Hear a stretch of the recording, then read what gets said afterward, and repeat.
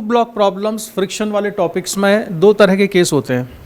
एक केस वो होगा जिसमें कि फोर्स लगा होता है नीचे वाले ब्लॉक पर, जैसा कि देख रहे हो। दूसरा केस होता है जिसमें फोर्स होता है अपर ब्लॉक पर। नॉर्मली जो क्वेश्चंस होते हैं मैक्सिमम, उसमें फ्रिक्शन दोनों ब्लॉक्स के बीच में होगा और ग्राउंड के और ब्लॉक के बीच में, ग्राउंड के और लोअर ब्लॉक के बीच में फ्रिक्शन नॉर्मली नहीं होता है। M1 और यहाँ पर हॉरिजॉन्टल सरफेस के बीच में, या इसको हम फ्लोर कहें, इसके बीच में फ्रिक्शन नहीं होता है। या M1 और ये वाला जो फ्लोर है इसके बीच में फ्रिक्शन नहीं होगा। टू ब्लॉक वाली प्रॉब्लम्स कहीं और भी यूज़फुल हैं। कहाँ पर इनका यूज़ होता है?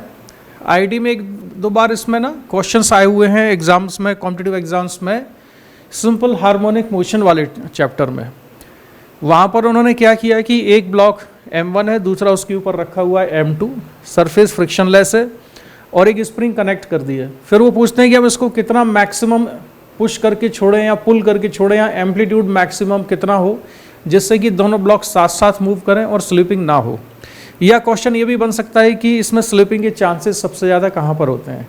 तो अभी तुम लोगों को इसका आइडिया नहीं होगा क्योंकि सिंपल हार्मोनिक मोशन तो आगे आएगा काफ़ी चैप्टर के बाद में, लेकिन फिर भी मैं तुमको ये बता रहा हूँ कि ये केवल इस वाले चैप्टर की बात नहीं है, ये आगे भी काम आएगा जो हम अभी पढ़ रहे हैं। तो यहाँ जो क्वेश्चंस हैं, इन क्वेश्चंस को हम दो हिस्सों में बांट के सॉल्व करेंगे। ठीक है, पहला हिस्सा तो वो है जबकि both blocks are moving with same acceleration and there is no relative motion. पहला केस, जब इन दोनों ही केसेस में, चाहे ये वाला केस हो चाहे ये वाला केस हो, इन दोनों ही केसेस में एक वो सिचुएशन होगी जब दोनों ब्लॉक साथ साथ मूव कर रहे हैं। अगर दोनों ब्लॉक साथ साथ चल रहे हैं, M1 और M2 अगर साथ साथ मूव कर रहे हैं, जो फोर्स F लगाया गया है उस फोर्स F की वैल्यू इतनी है कि दोनों का मोशन कैसा हो रहा है, साथ साथ हो रहा है, दोनों साथ साथ चल रहे हैं। अगर दोनों साथ साथ चल रहे हैं इसका मतलब ये है कि दोनों का एक्सेलरेशन सेम होगा। ठीक है, चाहे ये वाला केस हो चाहे ये वाला केस हो, अगर स्लिपिंग नहीं है दोनों ब्लॉक्स के बीच में, रिलेटिव मोशन नहीं है, तो इसका मतलब है कि दोनों का एक्सेलरेशन कैसा है, सेम है। अगर एक्सेलरेशन सेम है तो कॉमन एक्सेलरेशन निकालना तो हमको बहुत इजीली आता है। क्या होगा common acceleration? Total force F divided by total मास, यानी F upon M1 plus M2। ठीक है, मैं ये मान के चल रहा हूँ कि यहाँ पर फ्लोर के और M1 के बीच में फ्रिक्शन नहीं है, हॉरिजॉन्टल सरफेस फ्रिक्शनलेस है, फ्रिक्शन केवल दोनों ब्लॉक्स के बीच में है।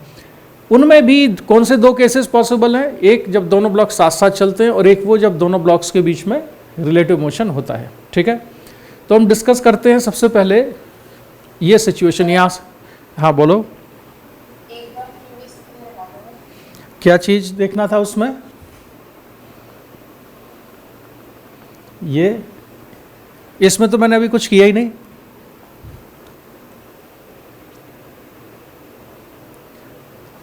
ठीक है, अब हम ये वाली सिचुएशन देखते हैं जिसमें एक ब्लॉक है मास M1 का, एक M2 का, दोनों एक के ऊपर एक रखे हुए हैं। और मैं सबसे बेसिक चीज़ लेके चल रहा हूँ, मान लेते हैं दोनों ही सरफेस पर फ्रिक्शन नहीं है।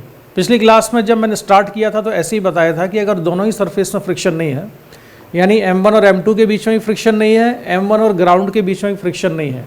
फ्रिक्शन नहीं होने का मतलब ये है कि इनमें जो मैंने दिखाया हुआ है, क्या दिखाया हुआ है यहाँ पर? कोफिशिएंट ऑफ फ्रिक्शन 0 है। तो कोफिशिएंट ऑफ फ्रिक्शन 0 होने का मतलब है कि फ्रिक्शन फोर्स नहीं लग रहा है। ठीक है, अब मान लो कि अगर कहीं पर कोई फ्रिक्शन नहीं है और फोर्स लगा हुआ है इस वाले ब्लॉक पर, तो इस फोर्स की वजह से M1 ब्लॉक तो राइट साइड में एक्सेलरेट करेगा, M1 ब्लॉक राइट साइड में एक्सेलरेट करेगा, लेकिन M2 का क्या होगा? और ये आंसर किसको देना है? आंसर देना है इस ऑब्जर्वर को जो कि ग्राउंड पे खड़ा हुआ है। यानी कि आंसर मैं पूछ रहा हूँ रिलेटिव टू ग्राउंड। किस फ्रेम ऑफ रेफरेंस के रिलेटिव में आंसर पूछ रहा हूँ? मैं पूछ रहा हूँ विद रिस्पेक्ट टू ग्राउंड। तो विद रिस्पेक्ट टू ग्राउंड, जैसे कि पिछली क्लास में अनुष्या ने बताया था या तुम लोग भी बता रहे थे कि ये ब्लॉक लेफ्ट साइड जाएगा, तो अब तुमको समझ में आ गया होगा कि M2 लेफ्ट साइड मूव नहीं करेगा। M2 का क्या होगा, बोलो? हाँ, M1 राइट साइड में एक्सेलरेट हो जाएगा, M2 यहीं रहेगा। जब ब्लॉक M1 पूरी तरह से राइट साइड में इसके नीचे से स्लिप हो जाएगा, निकल जाएगा, खिसक जाएगा, तो M2 नीचे गिर जाएगा, टपक जाएगा। ठीक है, ये किस ऑब्जर्वर के लिए है? ये उस ऑब्जर्वर के लिए होगा जो कि ग्राउंड पर खड़ा हुआ है।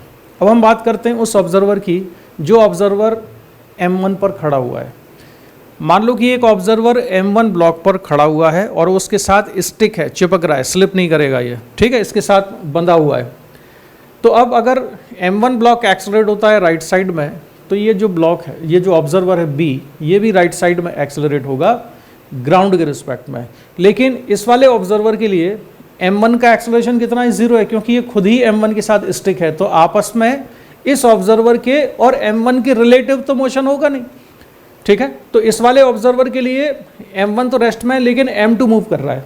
M2 किस डायरेक्शन में मूव करता हुआ दिखेगा ऑब्जर्वर B को?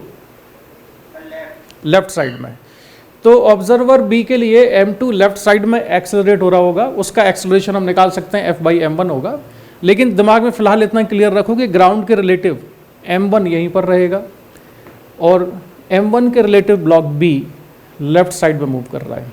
लेकिन जब तक हमसे अलग से कहा नहीं जाए, हम सारे के सारे जो क्वेश्चंस होते हैं वो किसके रिलेटिव सॉल्व करते हैं? विद रिस्पेक्ट टू ग्राउंड ही सॉल्व करते हैं। तो फिलहाल हम सारा का सारा किसके रिलेटिव देख रहे हैं? ग्राउंड के रिलेटिव। इसे तुमको बताने का मेरा पर्पज़ ये था, इस एग्जाम्पल को जिसमें कोई भी फ्रिक्शन नहीं है, इसका मेरा पर्पज़ ये था कि तुमको ये समझ में आए कि M1 और M2 के बीच में अगर फ्रिक्शन नहीं है और फोर्स लगाया है हमने M1 पर, तो M2 हॉरिजॉन्टल डायरेक्शन में मूव नहीं करेगा, क्योंकि हॉरिजॉन्टल डायरेक्शन में इसके पास कोई भी फोर्स नहीं है जो इसको मूव कराए। हॉरिजॉन्टल डायरेक्शन में M2 के पास फोर्स तभी आएगा जब M1 और M2 के पास कोई फ्रिक्शन फोर्स होगा, ठीक है। हमने इस पर F जैसे नीचे लगाया है, ऐसा M2 पे तो लगाया नहीं है। तो M2 अगर मूव करेगा तो वो तभी करेगा जब M1 और M2 के बीच में फ्रिक्शन हो, ठीक है। आगे बढ़ते हैं। तो अभी तक मैंने जो डिस्कस किया उसको जल्दी से मैं तुमको स्क्रीन पे लिख देता हूँ। पहले वाला केस ये है कि for observer A standing on the ground, M1 will accelerate towards right, M2 will remain stationery. M2 rest में रहेगा, M1 राइट साइड में एक्सेलरेट करेगा। जब पूरी तरह से M1 खिसक जाएगा तो M2 नीचे टपक जाएगा। इसके बाद वो वाला observer B, for observer B standing and fixed on lower block, ये ऑब्जर्वर जो कि लोअर ब्लॉक पर खड़ा है और उसके साथ फिक्स्ड है इस ब्लॉक के साथ, M1 is stationary and M2 is moving towards B with acceleration. तो M2 ब्लॉक किसी एक्सेलरेशन से इस ऑब्जर्वर की तरफ यानी कि लेफ्ट साइड में मूव कर रहा है, ये कंक्लूजन है। आगे बढ़ते हैं। अब मैं ये केस ले रहा हूँ कि M1 और ग्राउंड के बीच में फ्रिक्शन नहीं है। कोफिशिएंट ऑफ फ्रिक्शन कितना देख रहे हैं आप यहाँ पर? 0। लेकिन M1 और M2 के बीच में कोफिशिएंट ऑफ फ्रिक्शन 0 नहीं है। M1 और M2 के बीच में कोफिशिएंट ऑफ फ्रिक्शन 0 नहीं है इस बार, यानी कि M1 और M2 दोनों के बीच में यहाँ पर फ्रिक्शन है। और इसमें भी दो केस होते हैं। एक केस वो होगा जब दोनों ब्लॉक साथ साथ चल रहे हैं, दूसरा केस वो होगा जब दोनों ब्लॉक्स के बीच में रिलेटिव मोशन आ गया, स्लिपिंग हो गई। तो मैं पहला केस कौन सा लेके चल रहा हूँ? कौन सा बोलो? दोनों साथ साथ मूव कर रहे हैं। अगर दोनों ब्लॉक साथ साथ मूव कर रहे हैं तो जरा फ्री बॉडी डायग्राम बना लें। तो इनके फ्री बॉडी डायग्राम में कौन कौन से फोर्सेज हैं? M2 के फ्री बॉडी डायग्राम में एक ग्रेविटेशनल फोर्स लग रहा है वर्टिकली डाउनवर्ड, एक नॉर्मल रिएक्शन लग रहा है वर्टिकली अपवर्ड, और फ्रिक्शन फोर्स की डायरेक्शन अब तुमको समझ में आ गई होगी पिछली कई क्लास करने के बाद कि इस ब्लॉक M2 पर फ्रिक्शन फोर्स किस डायरेक्शन में लगेगा? राइट साइड में। फ्रिक्शन इस पर राइट साइड में लगेगा क्योंकि इस ब्लॉक को M2 को फ्रिक्शन ही राइट साइड में चलाएगा। अगर M2 ब्लॉक हॉरिजॉन्टल डायरेक्शन में मूव कर रहा है तो M2 ब्लॉक के पास हॉरिजॉन्टल डायरेक्शन में कोई फोर्स होना चाहिए। तो M2 ब्लॉक के पास हॉरिजॉन्टल डायरेक्शन में केवल एक फोर्स अवेलेबल है, और वो फोर्स कौन सा है? जो M1 लगाएगा M2 पर राइट साइड में, और वो होगा फ्रिक्शन, ठीक है। ये कौन सा फ्रिक्शन है? स्टैटिक फ्रिक्शन है कि काइनेटिक फ्रिक्शन है? ये कौन सा फ्रिक्शन है? काइनेटिक की स्टैटिक? ये स्टैटिक फ्रिक्शन है। इसमें दोनों ब्लॉक मूव कर रहे हैं, दोनों ब्लॉक साथ साथ चल रहे हैं। इसके बावजूद भी ये जो फ्रिक्शन है ये स्टैटिक इसलिए है क्योंकि जो सरफेस है उनके बीच में आपस में मोशन नहीं है, रिलेटिव मोशन नहीं है। इस काइनेटिक फ्रिक्शन दो सरफेस के बीच में तब कहलाता है जब जो सरफेस कांटेक्ट में है उनमें रिलेटिव मोशन हो जाए। तो ये फ्री बॉडी डायग्राम है M2 का। और M1 के फ्री बॉडी डायग्राम में कौन कौन से फोर्सेज हैं? Gravitational force M1G, right side में जो एक फोर्स F लगा हुआ था वो बना दिया। ये नॉर्मल रिएक्शन N, ये नॉर्मल रिएक्शन N कौन सा है? M2 पर नॉर्मल रिएक्शन N किसने लगाया था? M1 ने। तो इसी तरह से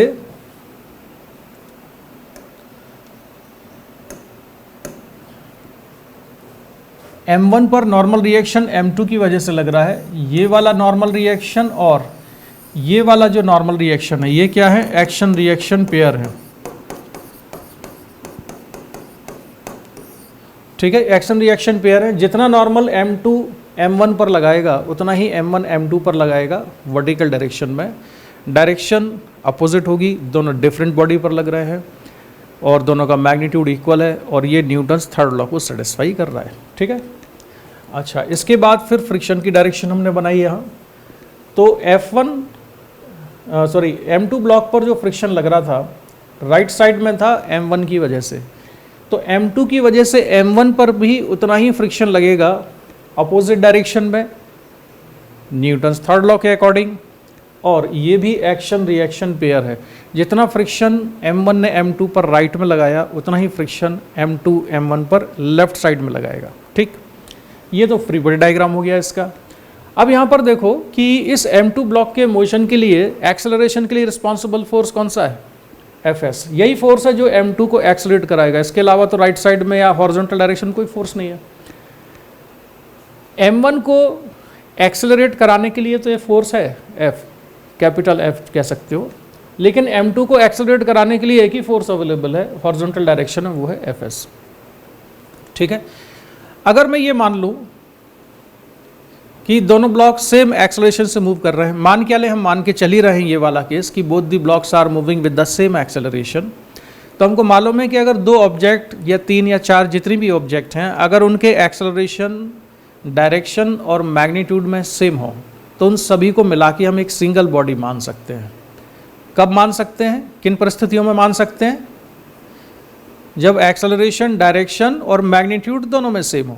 ठीक है, देखो जरूरी नहीं है कि अगर एक्सेलरेशन अलग अलग हैं तो सेम नहीं मान सकते, लेकिन जिस स्टेज पर अभी हम हैं, आप कह सकते हो कि लॉज ऑफ मोशन की आपकी बिगिनिंग चल रही है, फ्रिक्शन वाले चैप्टर की स्टार्टिंग चल रही है। तो अभी हम सेंटर ऑफ मास वाले के कॉन्सेप्ट पर हम पहुंचे नहीं हैं, इसलिए हम क्या करेंगे, सेफ साइड लेंगे। और सेफ साइड यही लेना चाहिए कि अगर बॉडी के एक्सेलरेशन, अलग अलग बॉडीज़ के एक्सेलरेशन जब डायरेक्शन और मैग्नीट्यूड में सेम हो तभी उनको मिला के एक सिंगल बॉडी माना जाए। तो हम M1 M2 दोनों को एक सिंगल बॉडी मान सकते हैं। अगर मैं इसका फ्री बॉडी डायग्राम बनाऊंगा तो कौन कौन से फोर्सेज होंगे, बोलो? M1 प्लस M2 पर कौन कौन से फोर्सेज आएंगे? यस, हाँ, ये नॉर्मल वो है जो ग्राउंड से लगा, और ये फोर्स F।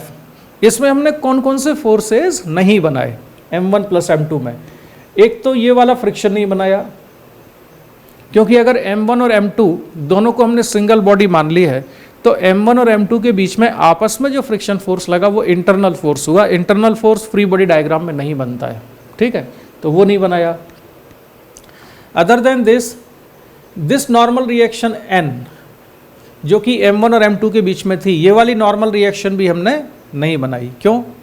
क्योंकि M1 और M2 के बीच में आपस में जो नॉर्मल रिएक्शन लग रही है वो इंटरनल फोर्स हुआ, और यहाँ पर तो हमने दोनों को मिला के एक सिंगल बॉडी मान ली है, तो वो नहीं बनेगी यहाँ पर। तो नॉर्मल भी नहीं बनाया, ये वाला नॉर्मल, और ये फ्रिक्शन भी नहीं बनाया।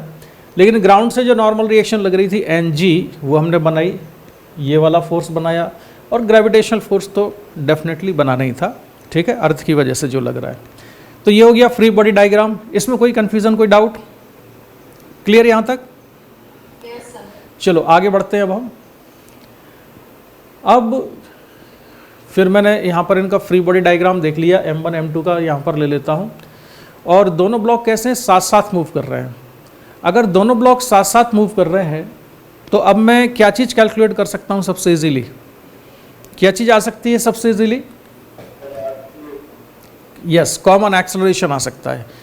तो since both the blocks are moving together, तो इसलिए मैं उनका बना सकता हूँ कॉमन एक्सेलरेशन। तो जो कॉमन एक्सेलरेशन है वो कितना होगा?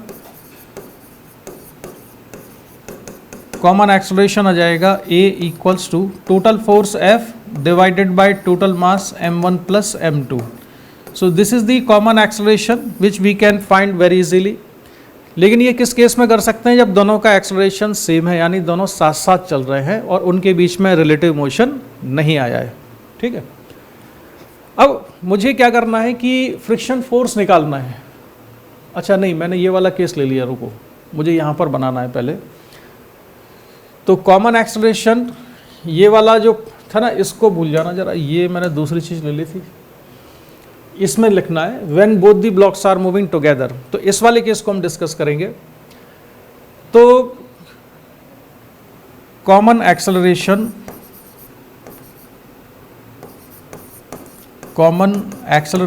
ए equal to F upon m1 plus m2, इतना आ गया। ये है कॉमन एक्सेलरेशन। अब न्यूटन सेकंड लॉ से हम इक्वेशन लिख देते हैं, net force equal to mass into acceleration इस वाले ब्लॉक पर। तो इस पर मैंने इक्वेशन लिखी m2 पर हॉरिजॉन्टल डायरेक्शन में, Fs equal to mass into acceleration, mass कितना है इसका m2, एक्सेलरेशन मान लेता हूँ a2 लिखने की जरूरत नहीं क्योंकि एक्सेलरेशन दोनों का ही सेम है, तो उसका सिंबल हम क्या रखते हैं, a ही रखते हैं। ठीक है, तो इससे क्या कैलकुलेट हो जाएगा, फ्रिक्शन फोर्स आ जाएगा जो दोनों के बीच में लग रहा है। तो Fs इक्वल टू m2 और a की वैल्यू है F upon m1 plus m2। तो Fs equal to m2, a से मैंने क्या निकाला, फ्रिक्शन निकाला। ये याद रखना, इसमें फ्रिक्शन म्यू एन से नहीं निकालेंगे। Mu N is the maximum possible friction जो दोनों ब्लॉक्स के बीच में लग सकता है, वो मैक्सिमम फ्रिक्शन है जो लग सकता है, लेकिन अभी कितना लग रहा है वो इससे निकलेगा। ठीक है, और कौन सा फ्रिक्शन है ये, स्टैटिक फ्रिक्शन है क्योंकि रिलेटिव मोशन हुआ नहीं है अभी।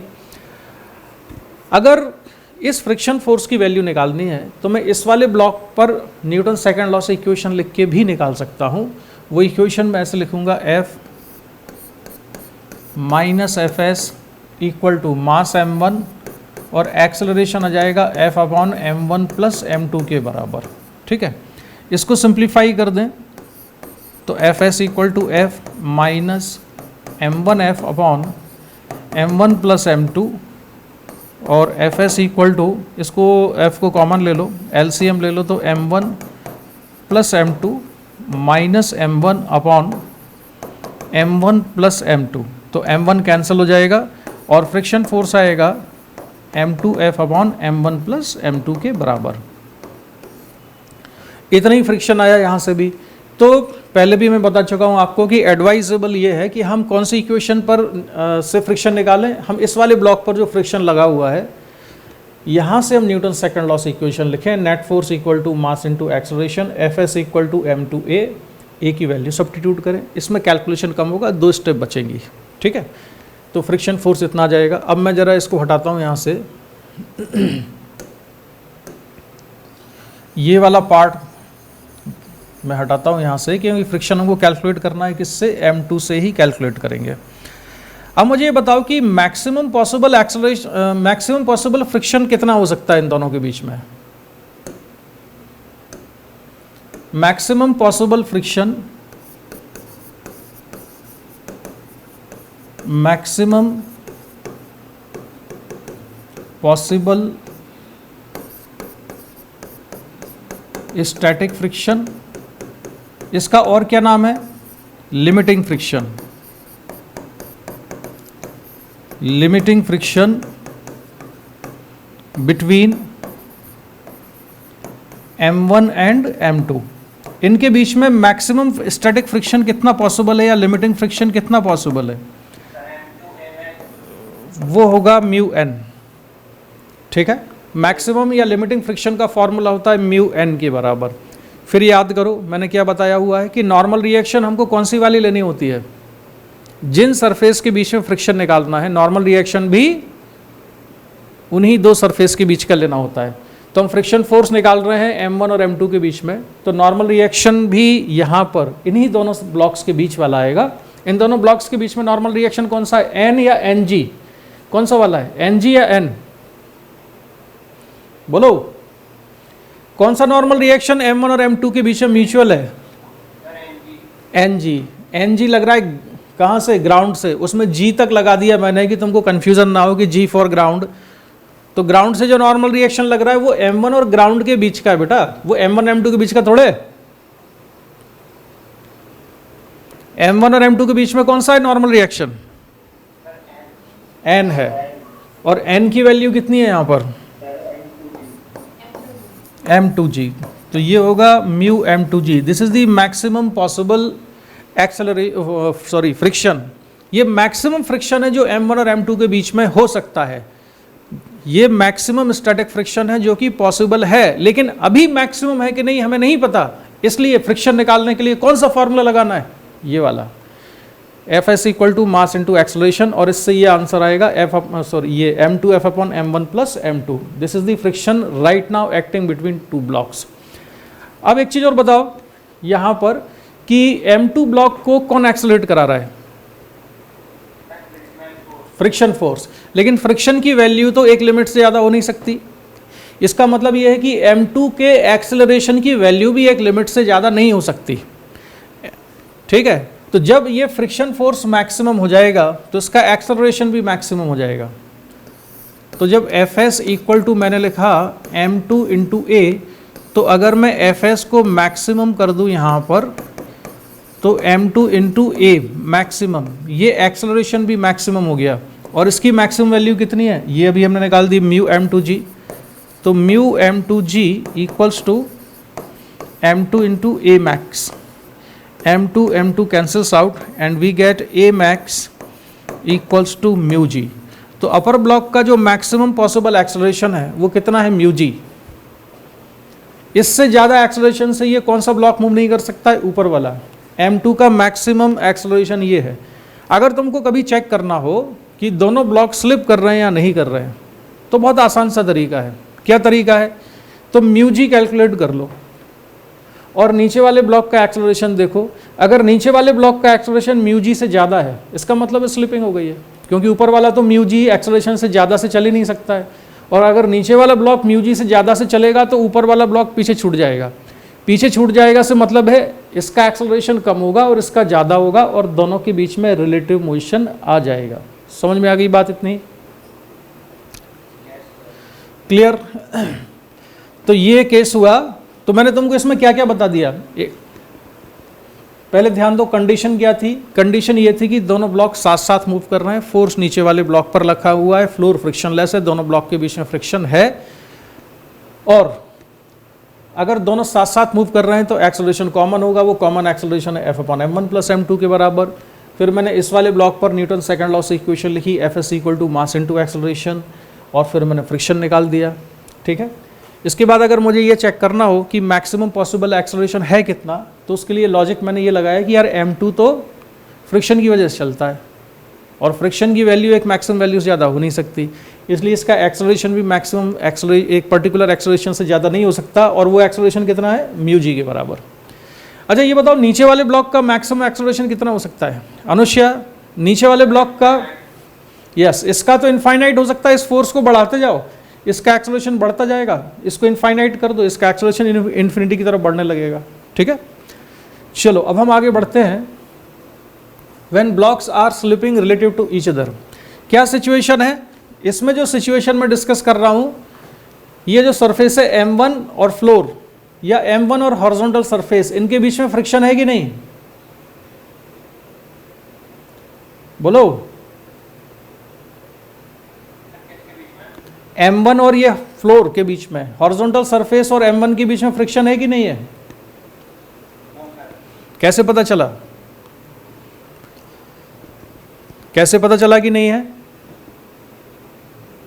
अरे ये लिखा है ना कोएफिशिएंट ऑफ फ्रिक्शन 0 m1 के और ग्राउंड के बीच में, ठीक है। m1 और m2 के बीच में फ्रिक्शन है कि नहीं, है, क्योंकि यहां पे मैंने लिखा है coefficient of friction is not 0, ठीक है। अच्छा, दोनों के बीच में अगर स्लिपिंग हो रही है तो ज़्यादा तेजी से कौन चल रहा है, किसका एक्सेलरेशन ज़्यादा है, नीचे वाले का ऊपर वाले का, नीचे वाले का। अगर फोर्स नीचे वाले पर लगाएंगे हम और इस फोर्स को बढ़ाते जाएं तो दोनों ब्लॉक का एक्सेलरेशन बढ़ता जाएगा, लेकिन एक कंडीशन, एक लिमिट ऐसी आएगी कि उस लिमिट के बाद m2 का एक्सेलरेशन नहीं बढ़ पाएगा, और जब m2 का एक्सेलरेशन फर्दर नहीं इंक्रीज होगा और m1 का इंक्रीज होता रहेगा तो ये ज़्यादा एक्सेलरेशन से आगे बढ़ेगा, ये कम एक्सेलरेशन से राइट साइड में मूव करेगा, रिलेटिव मोशन आ जाएगा, दोनों ब्लॉक्स के बीच में स्लिपिंग हो जाएगी, ठीक है। अब अगर हम इसका फ्री बॉडी डायग्राम बनाएं m2 का, तो कौन कौन से फोर्सेज होंगे, जल्दी से बताओ जरा, इसमें कौन कौन से फोर्सेज होंगे। नॉर्मल रिएक्शन हो गया, ठीक है, और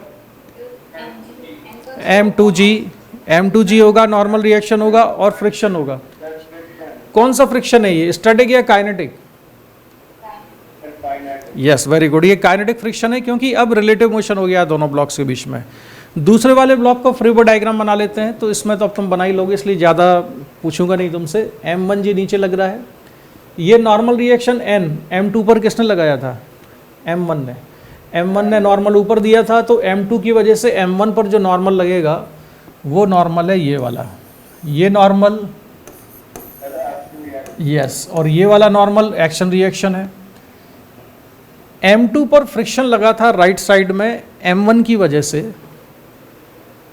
तो M1 पर फ्रिक्शन लगेगा M2 की वजह से लेफ्ट साइड में, ये भी एक्शन रिएक्शन पेयर है। न्यूटन्स थर्ड लॉ के अकॉर्डिंग दोनों का मैग्नीट्यूड सेम होगा, डायरेक्शन अपोजिट होगी, दोनों डिफरेंट बॉडी पर लग रहे हैं, ठीक है। तो इसमें तो तुम परफेक्ट हो गए हो ना, एक्शन रिएक्शन वगैरह तुम लोग अब समझ जाते हो। अब अगर मुझे एक्सेलरेशन निकालना है M2 का, तो M2 का एक्सेलरेशन निकालने के लिए मुझे क्या निकालना पड़ेगा? पहले मुझे ज़रूरत पड़ेगी इसकी, फ्रिक्शन की। ये कौन सा फ्रिक्शन है? Kinetic friction. काइनेटिक फ्रिक्शन की अच्छी बात यह है कि इसमें मैक्सिमम और मिनिमम वाला झमेला नहीं होता है, बस इसकी एक ही वैल्यू होती है। क्या होती है? Mu N. और ये नॉर्मल रिएक्शन कौन सा वाला लेंगे हम? ये नॉर्मल रिएक्शन वही होगा जो उन दोनों सरफेस के बीच में लग रहा है जिन सरफेस के बीच में हमें फ्रिक्शन निकालना है। तो फ्रिक्शन निकालना है हमको M1 और M2 के बीच में, तो नॉर्मल भी M1 और M2 के बीच में होगा। M1 और M2 के बीच वाला नॉर्मल कौन सा है? N। ये NG कौन सा नॉर्मल है? ये NG कौन सा नॉर्मल है? ये ग्राउंड से जो नॉर्मल रिएक्शन मिला है वो है। तो इसकी वैल्यू सब्स्टिट्यूट करो, तो F K equal to mu, और n की वैल्यू कितनी आ जाएगी? M2G। तो ये n है M2G के बराबर, तो काइनेटिक फ्रिक्शन आ गया म्यू M2G। ये काम हो गया। अब मैं न्यूटन सेकंड लॉ से इक्वेशन लिखता हूँ, net force equal to mass into acceleration, horizontal direction में summation F equal to mass M2, acceleration A2 लिख लेते हैं इस बार। A1 A2 इसलिए लिख लेते हैं क्योंकि दोनों का एक्सेलरेशन अलग अलग है। इस बार देखो मैंने वो कॉमन एक्सेलरेशन वाला नहीं काम किया, जब दोनों साथ साथ चलते हैं तब कॉमन एक्सेलरेशन निकालते हैं। तो समेशन F का मतलब क्या लिखूं यहां पर? एफ के इक्वल्स टू M2 A2, और एफ के की वैल्यू कितनी है? Mu M2G। Mu M2G equal to M2 A2, और A2 कितना आ गया? म्यू G के बराबर। तो अपर ब्लॉक मूव कर रहा है किस एक्सेलरेशन से? म्यू G से। तो जैसा कि पिछली बार भी मैंने बताया था कि अगर स्लिपिंग आएगी, अगर दोनों ब्लॉक्स के बीच में स्लिपिंग हो गई है, तो अपर ब्लॉक का जो एक्सेलरेशन है वो म्यू G हो जाएगा, और नीचे वाले का कुछ भी हो सकता है। अब नीचे वाले का एक्सेलरेशन अगर हम निकालें, नीचे वाले का एक्सेलरेशन निकालना है, तो मुझे न्यूटन सेकंड लॉ से इक्वेशन लिखनी होगी इस पर भी। तो वेदांती बताओ जरा, इसके लिए मैं हॉरिजॉन्टल डायरेक्शन में क्या इक्वेशन लिखूंगा?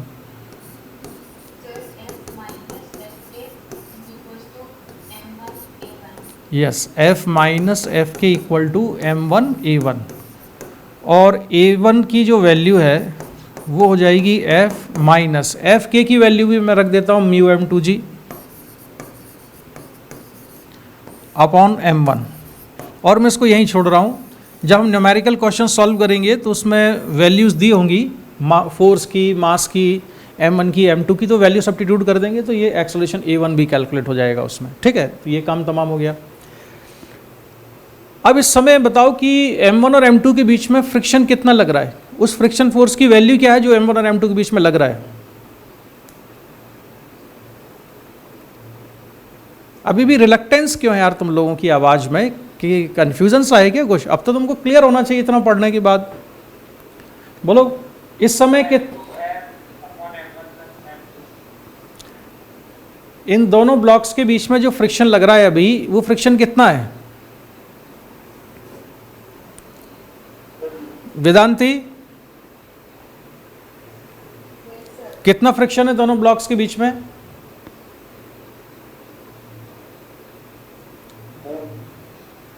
एक मिनट, इसको वेदांती बोलो। ये कौन सा केस है? When blocks are slipping relative to each other, ये वो वाला केस है ना। तो इसमें दोनों ब्लॉक्स के बीच में कितना फ्रिक्शन लग रहा है? ये लिखा हुआ तो है म्यू m2g के बराबर, ये फ्रिक्शन लग रहा है। ये कौन सा फ्रिक्शन है? काइनेटिक फ्रिक्शन है, दोनों के बीच में स्लिपिंग हो रही है। और देव तेरा कान पकड़ के खींच देंगे, ये फ्रिक्शन तुम ये वाला पिछला वाला बता रहा है या तो कैसे? ये m2f/m1 + m2, ये तो तब था जब दोनों के बीच में स्लिपिंग नहीं थी।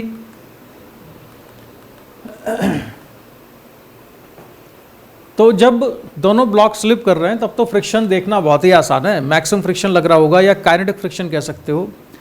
देखो एक चीज़ और समझा दूं तुमको, हालांकि मैंने तुमको बताया हुआ है कि कोफिशिएंट ऑफ स्टैटिक फ्रिक्शन और कोफिशिएंट ऑफ काइनेटिक फ्रिक्शन दोनों अलग अलग होते हैं। काइनेटिक फ्रिक्शन का जो कोफिशिएंट है थोड़ा सा कम होता है, लेकिन अगर क्वेश्चन में दोनों अलग अलग नहीं दिए गए हैं तो इसका मतलब है हमको स्टैटिक फ्रिक्शन निकालने के लिए और काइनेटिक फ्रिक्शन दोनों को निकालने के लिए वही same coefficient of friction use करना है। मैक्सिमम 99% केसेस में तुमको कोफिशिएंट ऑफ फ्रिक्शन सेम मिलेंगे। तो लिमिटिंग फ्रिक्शन का म्यू एन और काइनेटिक फ्रिक्शन का म्यू एन, उन दोनों में म्यू आपको सेम यूज़ करना है, ठीक है।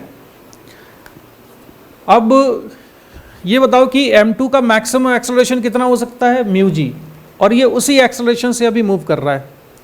इसका मैक्सिमम पॉसिबल एक्सेलरेशन कितना हो सकता है? अगर m1 का एक्सेलरेशन निकालना होगा तो कितना आएगा? m1 का एक्सेलरेशन कैसे निकालें? न्यूटन सेकंड लॉ से इक्वेशन लिखो इस पर हॉरिजॉन्टल डायरेक्शन में। तो क्या इक्वेशन होगी? F minus F K equal to mass m1 acceleration a1। एक काम करो जरा, मैंने थोड़ा सा नोटेशन मुझे, अच्छा ये निकाल तो लिया यार, निकाल चुके ना, इसका एक्सेलरेशन तो निकाल लिया। और मैक्सिमम पॉसिबल एक्सेलरेशन m1 का कितना हो सकता है? f को बढ़ाते जाओ, इसका एक्सेलरेशन बढ़ता जाएगा, ये तो इन्फिनिटी तक भी जा सकता है, ठीक है।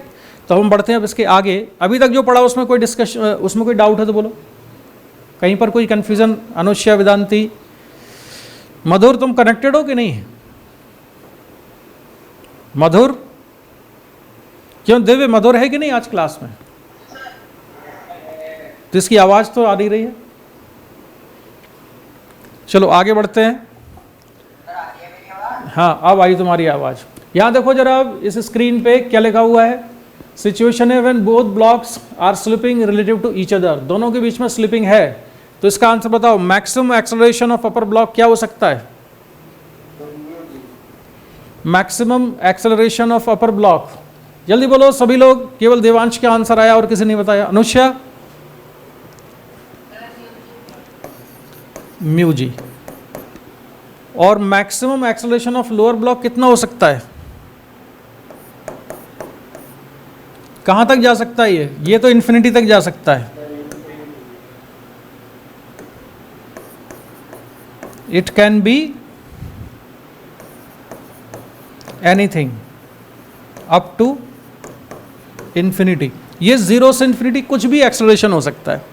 अच्छा अगर स्लिपिंग हो रही होगी तो किसका एक्सेलरेशन ज़्यादा होगा? ऊपर वाले ब्लॉक का, नीचे वाले ब्लॉक का? नीचे वाले का एक्सेलरेशन ज़्यादा होगा अगर स्लिपिंग हो रही है, तो ऊपर वाले का कम होगा। अगर तुमको ब्लॉक के मास वगैरह दे दिए जाएं तो तुम पहचान कर सकते हो कि स्लिपिंग हो रही है कि नहीं? तो मान लेते हैं कि तुम लोग जो है ये निकाल लोगे। अब मैं वो फॉर्मूला डिराइव करने वाला हूं जिसमें तुमको स्टार्टिंग में थोड़ा थोड़ा कन्फ्यूजन हुआ था, ठीक है। अब जल्दी से कर लेते हैं। क्या कैलकुलेट करना है? Maximum value of F up to which both blocks does not slip relative to each other. हम मैक्सिमम कितना फोर्स लगाएं कि स्लिपिंग ना हो। और मैंने तुमको बताया था कि अगर कोई हमसे ये पूछ ले कि मिनिमम कितना लगाएं कि स्लिपिंग हो जाए, तो उसका भी यही आंसर देंगे हम, ठीक है। चलो पहले हम कैलकुलेशन करते हैं। सिचुएशन क्या है? नीचे वाले ब्लॉक पर फोर्स लगा हुआ है, m1 और m2 के बीच में फ्रिक्शन है, m1 और ग्राउंड के बीच में कोई भी फ्रिक्शन नहीं है, ठीक है। फ्री बॉडी डायग्राम बनाया तो ये फ्री बॉडी डायग्राम भी बन गया। फ्री बॉडी डायग्राम में हम टाइम वेस्ट नहीं करेंगे। अब इसको सॉल्व करने का तरीका क्या होता था? सबसे पहले हम क्या करते हैं, हम मान लेते हैं कि suppose there is no slipping. पहले हम मान लेते हैं कि both the blocks are moving together और कोई भी स्लिपिंग नहीं है। Suppose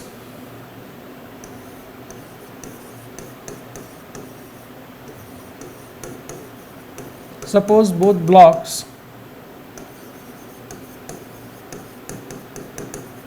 are moving together.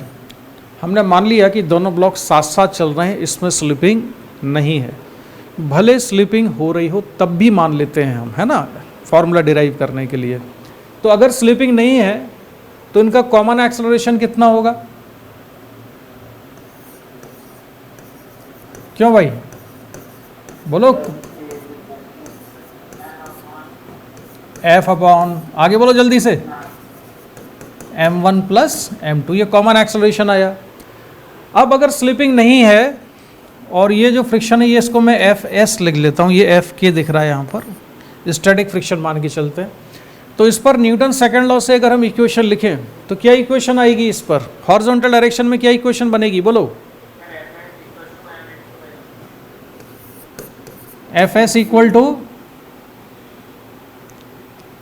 Equal to आगे बोलो, m2 इंटू ए। तो m2 इंटू ए और a की वैल्यू यहाँ से रख देते हैं, तो m2f upon m1 plus m2, equation number 1 मैंने मान लिया। तो अगर मैं मान लूँ कि दोनों ब्लॉक्स के बीच में स्लिपिंग नहीं है तो इन दोनों ब्लॉक्स के बीच का जो फ्रिक्शन है वो इतना होना चाहिए, m2f upon m1 plus m2। और यहाँ पर अब मैं एक इनइक्वलिटी लिखूँगा, पहले भी मैंने एक बार तुमको बताया है कि ये जो फ्रिक्शन है Fs, ये कब है? जब मैंने ये माना कि दोनों के बीच में स्लिपिंग नहीं है, ठीक है। तो ये फ्रिक्शन कैसा होना चाहिए? इस फ्रिक्शन के बारे में एक बात तो कही जा सकती है कि Fs लेस देन और इक्वल टू Fs मैक्सिमम। क्या ये इनइक्वलिटी समझ में आई? ये वाला जो फ्रिक्शन है ये मैक्सिमम फ्रिक्शन से या तो कम है या उसके बराबर है ना। देखो इसका एग्जाम्पल मैंने तुमको दिया था, बड़ा सिंपल सा एग्जाम्पल है कि किसी कार की maximum speed 200 kilometre per hour है, ये उसकी मैक्सिमम स्पीड है। अगर वो कार तुम्हारे सामने से निकलती है और कोई तुमसे पूछता है कि उस कार की स्पीड क्या है, तो तुमको देख के तो तुम स्पीड नहीं बता सकते, लेकिन एक स्टेटमेंट तो दे ही सकते हो ना। वो स्टेटमेंट क्या है? वो स्टेटमेंट ये है कि इस कार की स्पीड जो भी है मगर 200 किलोमीटर पर आवर से कम है या उसके बराबर है, क्योंकि उसकी मैक्सिमम जब 200 है तो या तो 200 से जा रही होगी या उससे कम से जा रही होगी। तो ऐसे ही मैंने लिखा कि इन दोनों ब्लॉक्स के बीच में फ्रिक्शन अगर Fs है तो इन दोनों ब्लॉक्स के बीच में जो मैक्सिमम पॉसिबल फ्रिक्शन है ये उससे या तो कम होगा या उसके बराबर होगा। क्लियर?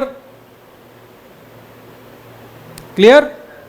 अब इसमें वैल्यू सब्स्टिट्यूट करते हैं। तो Fs कितना है? Fs है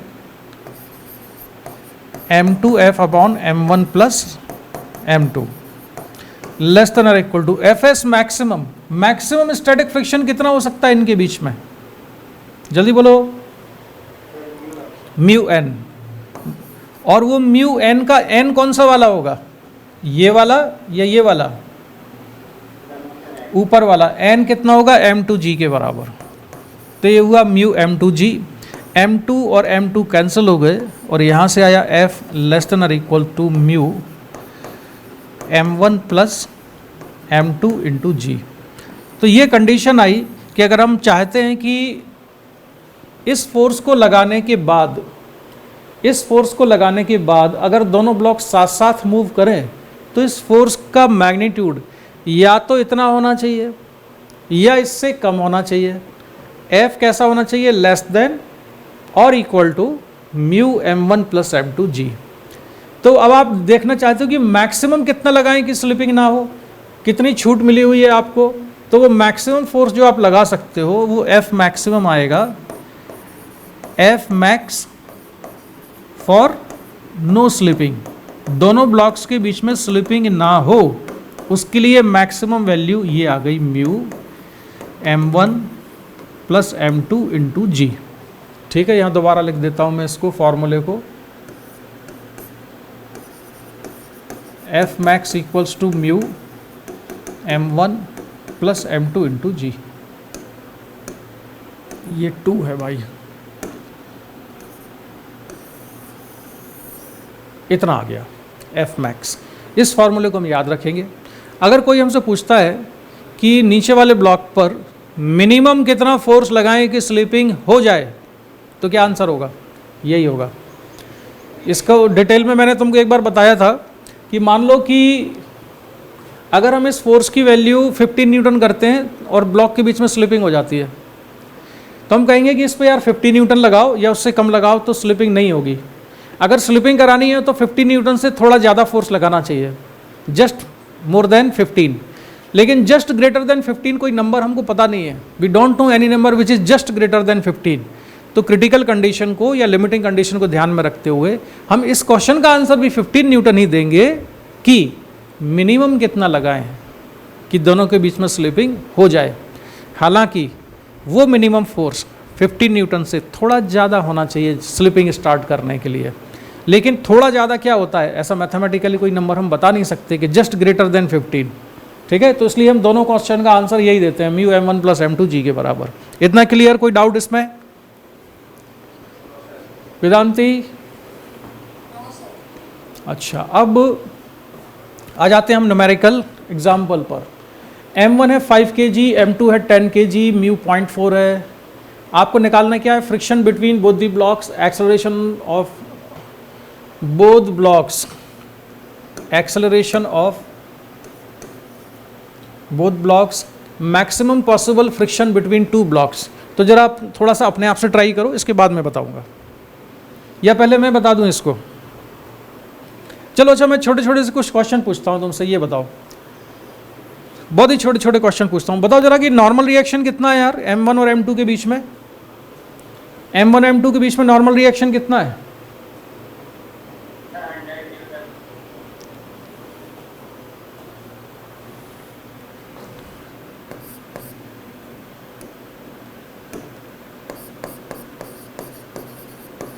नॉर्मल रिएक्शन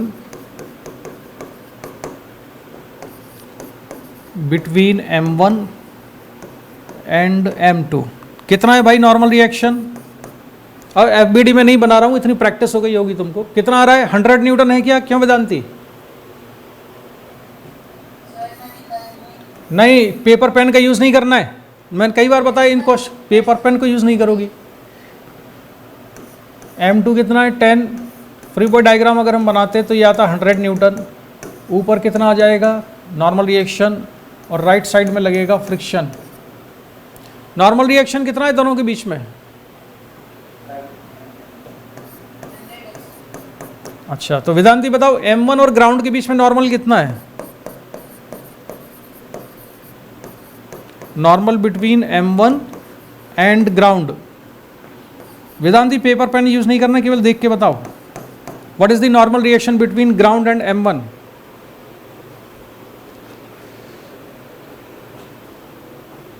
अनुष्या तुम बताओ। अनुष्या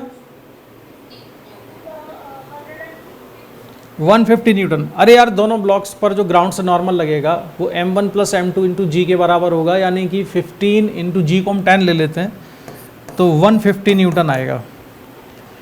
ठीक,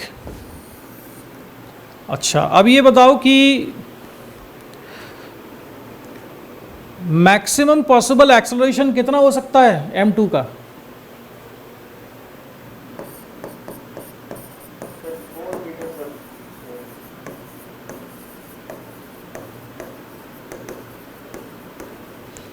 maximum possible acceleration of m2 कितना हो सकता है वेदांती? अपर ब्लॉक मैक्सिमम एक्सेलरेशन कितने से मूव कर सकता है? अरे यार, अभी तो हमने डिस्कस किया ना वेदांती, जल्दी बोलो वेदांती। बाकी लोग ये डिस्कनेक्ट हो गई है क्या? वेदांती तुम्हारी आवाज नहीं आ रही है क्यों? देवांश ये कनेक्टेड है कि नहीं वेदांती?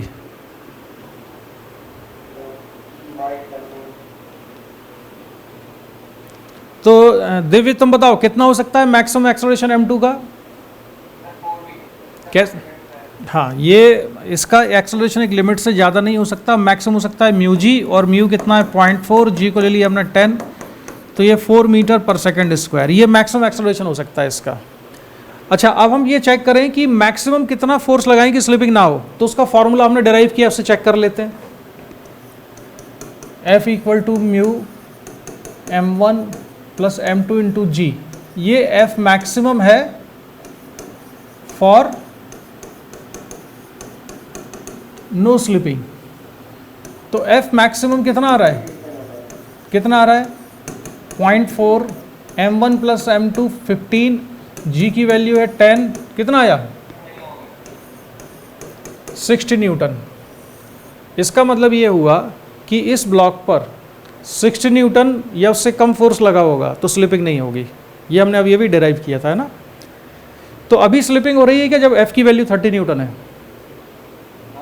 नहीं। अगर स्लिपिंग नहीं हो रही है तो किसका एक्सेलरेशन ज़्यादा है दिव्य, m1 का ज़्यादा है कि m2 का ज़्यादा है? हाँ, नहीं फंसे तुम। चलो, तो दोनों का एक्सेलरेशन कैसा होगा, सेम होगा। और वो सेम एक्सेलरेशन कितना होगा?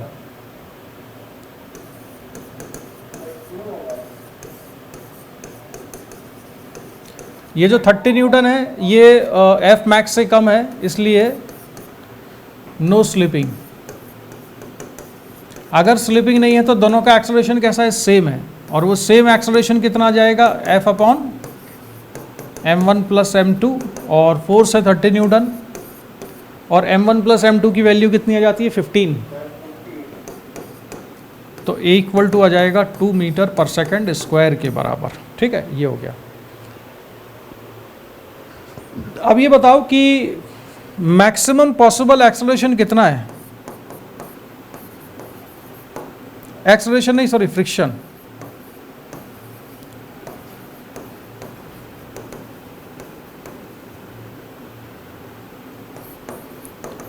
Maximum friction between m1 and m2। m1 m2 के बीच में मैक्सिमम फ्रिक्शन कितना हो सकता है, वो म्यू n हो सकता है। तो म्यू कितना है 0.4, और नॉर्मल कौन सा वाला आएगा, ग्राउंड वाला कि m1 m2 वाला? तो m1 और m2 के बीच में है, तो m2 ये नॉर्मल रिएक्शन n की वैल्यू है 100, तो ये कितना आया 40 न्यूटन। ठीक है। अच्छा, अब बताओ कि अभी कितना फ्रिक्शन लग रहा है, अभी कितना फ्रिक्शन लग रहा है दोनों के बीच में, बगैर पेपर पेन का यूज किए डायरेक्ट देख के बताओ कि फ्रिक्शन फोर्स जो अभी लग रहा है इन दोनों ब्लॉक्स के बीच में वो कितना है। केवल ऑब्जर्वेशन से बता सकते हो यार ये फोर्स कितना है, Fs, मास इनटू एक्सेलरेशन करो, मास कितना है 10, एक्सेलरेशन कितना है 2, तो कितना आया फ्रिक्शन 20 न्यूटन। तो अभी जो फ्रिक्शन फोर्स लग रहा है इस पर वो है Fs equal to m2 into a. Fs equals to mass कितना है इसका 10, एक्सेलरेशन है 2, और ये हो जाएगा 20 न्यूटन। ठीक है, तो मैंने सारी चीज़ें इस क्वेश्चन में डिस्कस कर दी। मैं फिर से तुमको रिमाइंड करा दूँ, दोनों का एक्सेलरेशन कॉमन है, स्लिपिंग नहीं है। स्लिपिंग क्यों नहीं है, क्योंकि अगर इस फॉर्मूले से हमने चेक किया, स्लिपिंग तब होगी जब फोर्स 60 न्यूटन से ज़्यादा लगे, लेकिन फोर्स अभी लग रहा है 30 न्यूटन जो कि 60 न्यूटन से कम है, इसलिए दोनों ब्लॉक साथ साथ मूव करेंगे। साथ साथ मूव करेंगे तो एक्सेलरेशन सेम होगा दोनों का। वो सेम एक्सेलरेशन कैसे हो जाएगा, total force divided by total mass. Total force है 30 न्यूटन, टोटल मास हो जाएगा 5 + 10 15, तो 30/15 एक्सेलरेशन आ गया 2 मीटर पर सेकंड स्क्वायर। फिर मुझे निकालना है कि इन दोनों ब्लॉक्स के बीच में फ्रिक्शन अभी है कितना, तो है कितना इससे निकाला मैंने। फ्री बॉडी डायग्राम ये बना हुआ है, Fs equal to mass into acceleration लिखा, मास है 10, एक्सेलरेशन आ गया है 2, तो 10 × 2 यानी 20 न्यूटन। और मैक्सिमम फ्रिक्शन जो दोनों के बीच में लग सकता है, जितना मैक्सिमम पॉसिबल है, वो कितना है, वो है म्यू जी कहाँ गया, म्यू एन के बराबर 0.4 × 100 दैट इज 40 न्यूटन। इसमें कोई डाउट किसी चीज़ में? वेदांती तुम कनेक्ट हो गई हो क्या अब आ रही है आवाज़, इतनी देर से तुम्हारी आवाज़ ही नहीं आ रही थी। क्लियर, सारी चीज़ें क्लियर हैं, इसमें कोई कंफ्यूजन तो नहीं, कोई डाउट तो नहीं? चलो नेक्स्ट क्वेश्चन पर बढ़ते हैं अब हम आगे, और वो नेक्स्ट क्वेश्चन है तुम्हारे सामने ये वाला।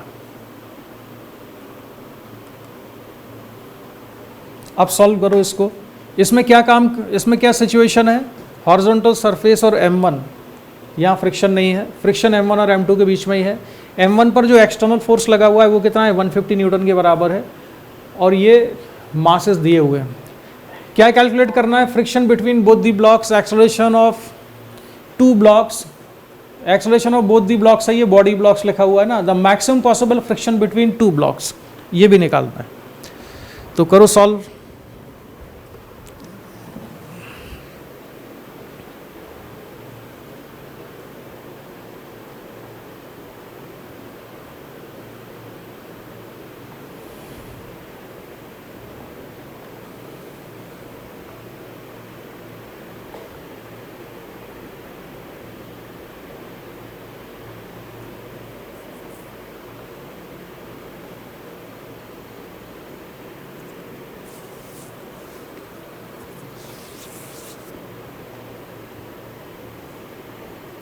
क्वेश्चन में कहीं पर कोई डाउट हो तो मुझसे पूछ लेना।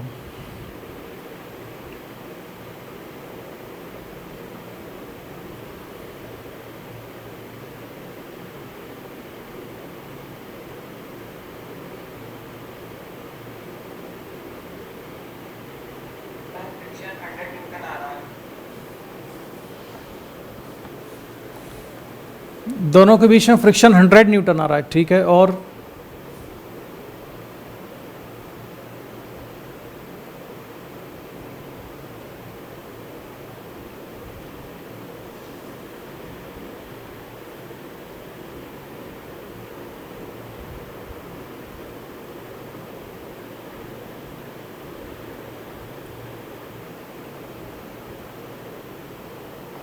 एक्सेलरेशन कितना आ रहा है दोनों का?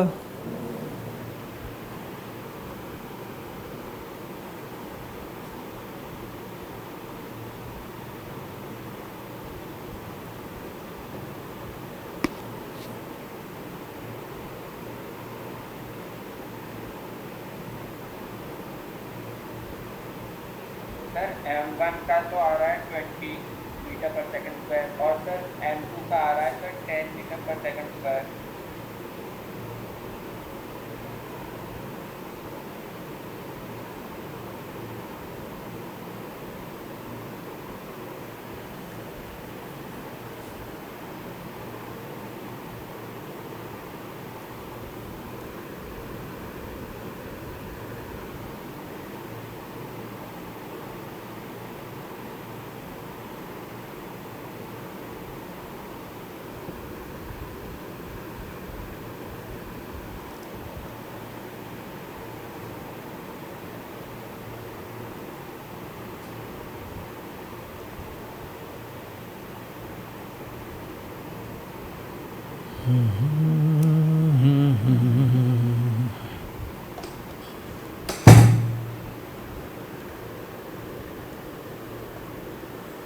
पॉसिबल फ्रिक्शन जो होगा सर 40 न्यूटन होगा।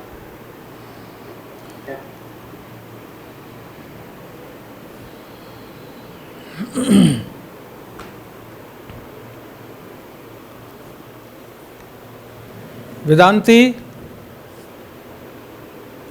ओ वेदांती, क्या सर? बोलो तुम क्या कर रही हो? सर अभी मैं चेक कर रही वो स्लीपिंग है या नहीं। अच्छा, तो स्लीपिंग है कि नहीं, क्या पता चला? सर इसमें स्लीपिंग है कैसे पता चला तुमको कि स्लीपिंग हो रही है? क्योंकि अब जो हमें फोर्स दे रखी है वो ज़्यादा है, क्योंकि 150 है और जो हमारी निकली है वो 60 है। हाँ, for no slipping F maximum निकालने के लिए जो फॉर्मूला लगाया हमने mu M1 plus M2 into जी वाला, इस फार्मूले से हमने जो वैल्यू कैलकुलेट की वो कितनी आती है? 60 न्यूटन। और यहाँ पर F गिवन है which is greater than F maximum, इसका मतलब है कि देयर इज स्लीपिंग। ठीक है। अच्छा, अब वेदांती स्लीपिंग तो हो रही है, ये तो कंफर्म हो गया। दोनों का एक्सेलरेशन सेम है कि डिफरेंट है? वेदांती बोलो सर डिफरेंट होगा। किसका ज़्यादा है, ऊपर वाले ब्लॉक का या नीचे वाले ब्लॉक का? सर नीचे वाले का ज़्यादा होगा। ठीक है, ऊपर वाले ब्लॉक का एक्सेलरेशन कितना होगा कि हम बता सकते हैं अभी विदाउट यूजिंग पेपर पेन? तो मैं कुछ पेपर पेन यूज़ नहीं करना है, केवल देख के बताना है कि अगर स्लिपिंग हो रही है तो कंफर्म हो गया, तो ऊपर वाले ब्लॉक का एक्सेलरेशन कितना है बोलो जरा। सर हम फ्री बॉडी डायग्राम नहीं बनाओ फ्री बॉडी डायग्राम, इतनी मेहनत कर ली, अभी फ्री बॉडी डायग्राम बनाती रहेगी। अगर स्लिपिंग हो जब होने लगती है तो अपर ब्लॉक किस एक्सेलरेशन से मूव करता है? कितना होता है उसका एक्सेलरेशन अपर ब्लॉक का? म्यू जी के बराबर। तो म्यू कितना है? 0.4 है, जी 10 है, तो 4 मीटर पर सेकंड स्क्वायर होगा। इसमें फ्री और बॉडी और डायग्राम क्यों बना रही हो? नहीं समझ में आया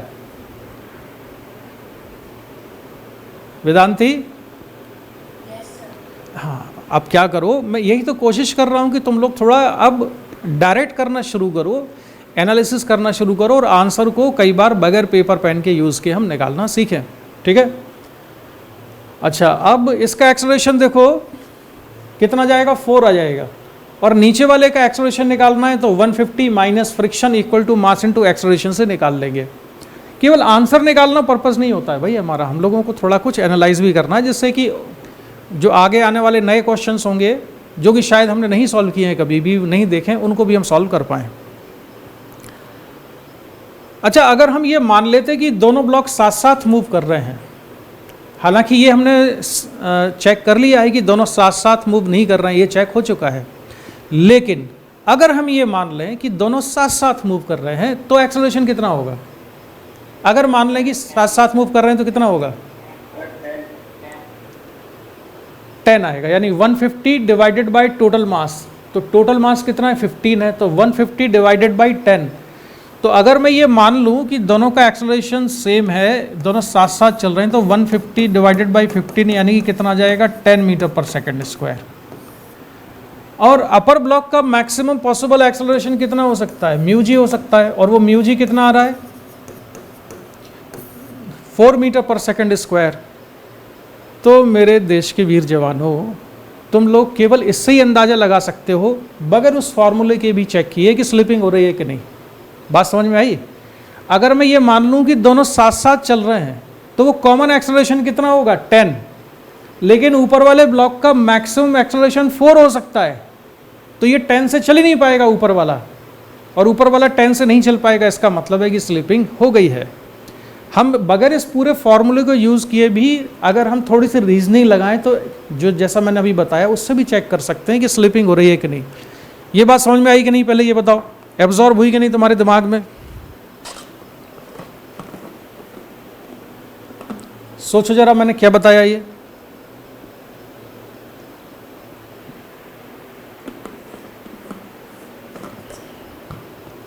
देवांश, ये बात समझ में आई कि नहीं? अनुष्या,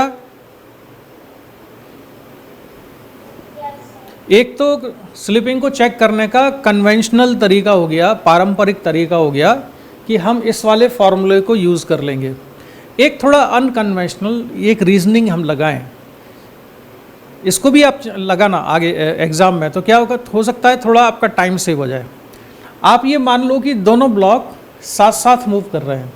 अगर हम मान लेते हैं कि दोनों साथ साथ चल रहे हैं तो उनका जो कॉमन एक्सेलरेशन है वो कॉमन एक्सेलरेशन आता है 10। लेकिन हमको ये पता है कि ऊपर वाला तो 4 से ज़्यादा से मूव नहीं कर सकता, उसका maximum possible acceleration mu G होता है। तो अगर दोनों को साथ साथ चलना है तो इस वाले फोर्स के लगने पर भी अगर साथ साथ चलना है तो इस एक्सेलरेशन से चलना पड़ेगा दोनों को। लेकिन ऊपर वाला साथ नहीं दे पाएगा नीचे वाले ब्लॉक का, क्योंकि उसकी क्षमता, उसकी कैपेसिटी कितनी है? 4 मीटर पर सेकंड स्क्वायर से चलने की है, म्यू जी से चलने की है, इसलिए स्लिपिंग हो जाएगी। बात समझ में आ गई है? एनालिसिस कर लिया करोगे। चलो अब मैं एक्सेलरेशन निकालो जरा दोनों ब्लॉक्स के कितने कितने। m2 का एक्सेलरेशन कैलकुलेट करो और m1 का। तो m2 का एक्सेलरेशन कैलकुलेट करने के लिए पहले हमको निकालना पड़ेगा कि m2 को जो फोर्स एक्सेलरेट करा रहा है वो है कितना। तो भाई m2 को कौन एक्सेलरेट करा रहा है? फ्रिक्शन। m2 पर फ्रिक्शन किस डायरेक्शन में लगा हुआ है? m2 पर फ्रिक्शन की डायरेक्शन क्या है? Right side. कौन सा है? काइनेटिक है कि स्टैटिक है? काइनेटिक फ्रिक्शन है। काइनेटिक फ्रिक्शन तो बड़ा आसान होता है निकालना, एक ही वैल्यू होती है इसकी, म्यू एन, यानी म्यू m2g, म्यू है 0.4, मास कितना है 10 और जी भी 10, मास 10 ही है ना m2 का। हाँ, तो ये एफ के कितना आया? 40 न्यूटन आ रहा है। क्या भाई? तो कितना एक्सेलरेशन हुआ m2 का?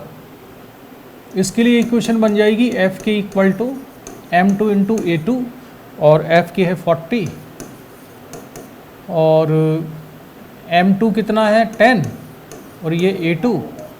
हालांकि ये ऑलरेडी हमको मालूम है कितना है, लेकिन मैं फिर भी तुमको सिस्टमेटिक तरीके से निकाल के ये दिखा रहा हूँ इक्वेशन बना के। हालांकि हमको यही पता चल गया था कि अगर स्लिपिंग हो रही है तो ऊपर वाले का एक्सेलरेशन कितना है, म्यू जी के बराबर है, और म्यू जी कितना आया 4 आ रहा है। यहाँ पर भी देख लो म्यू जी आया ना, जो जी था इसमें और इसका जो, चलो छोड़ो, ये समझ में आ गया ना, 4 मीटर पर सेकेंड स्क्वायर।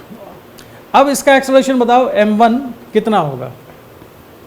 वेदांती, मेरी आवाज़ आ रही है तुम्हारे पास? अच्छा, अब बेटा पेपर पेन यूज़ नहीं करना, ठीक है?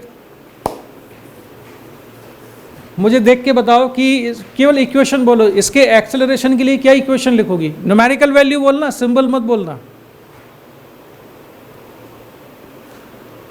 m1 के लिए क्या इक्वेशन लिखें हॉरिजॉन्टल डायरेक्शन में?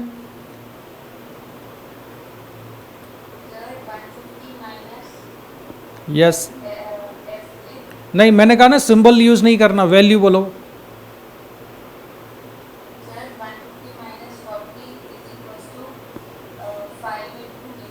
हाँ, अब इसको सॉल्व कर दो बिना पेपर पेन का यूज़ किए। 150 माइनस 40 कितना होता है?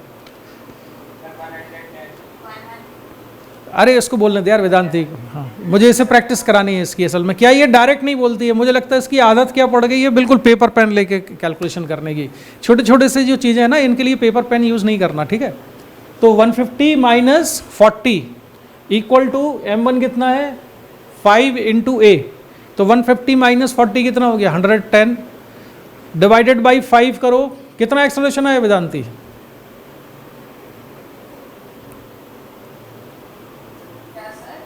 कितना आया एक्सेलरेशन इसका? अच्छा, क्या कितना? 150 माइनस, इस पर फ्रिक्शन लगा होगा लेफ्ट साइड में 40 न्यूटन और मास है इसका 5 इंटू एक्सेलरेशन a2 लिख लेते हैं इसको। a2 नहीं यार, इसको a1 लिखना चाहिए। m1 का है तो m1 का a1, तो 110 divided by 5 equals to a1, तो a1 इक्वल टू कितना आया? Metre per second square. तो इस समय ये एक्सेलरेशन है इन दोनों ब्लॉक के। कोई डाउट तो नहीं है इसमें? क्लियर है सारी चीज़? चलो अब मैं आगे बढ़ता हूँ इसमें और जल्दी से क्वेश्चन में कुछ वैल्यूज़ बदल देता हूँ जिससे कि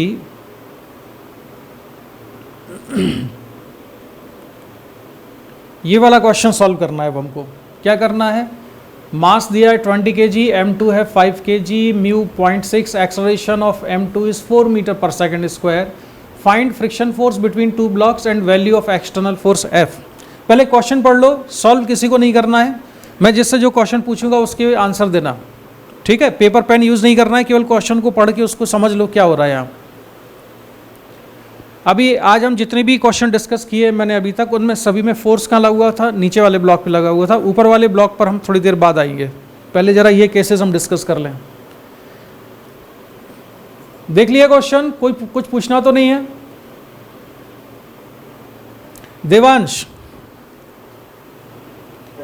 अच्छा देवांश ये बताओ कि मुझे चेक करना है कि स्लिपिंग हो रही है कि नहीं।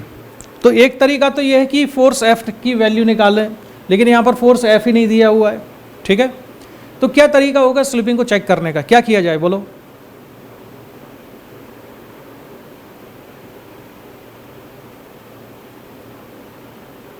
क्लिक कर रहा है अनुष्या, तुम बताओ तुमको क्लिक कर रहा है?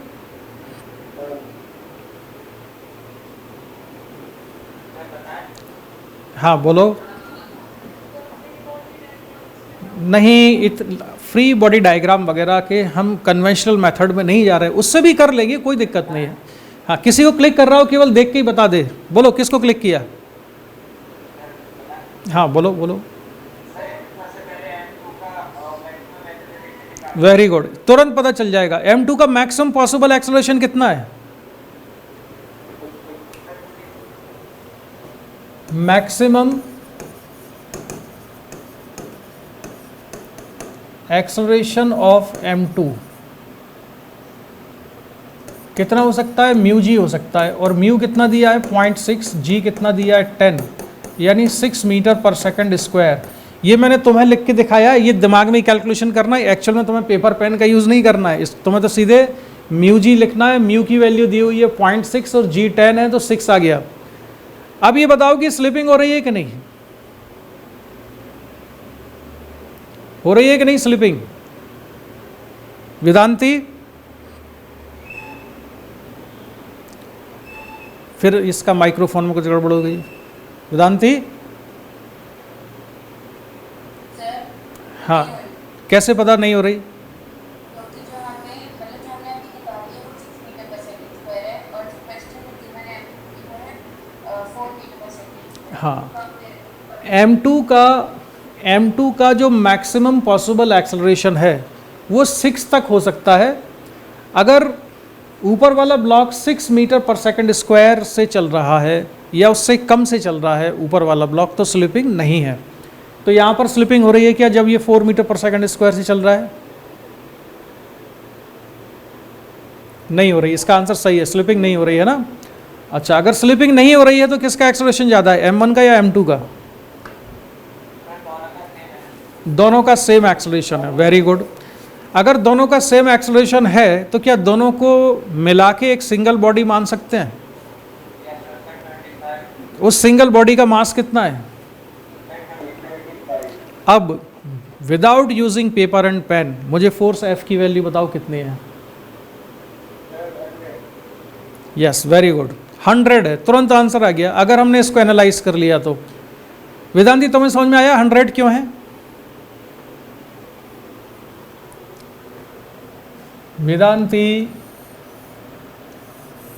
वेदांती, माइक,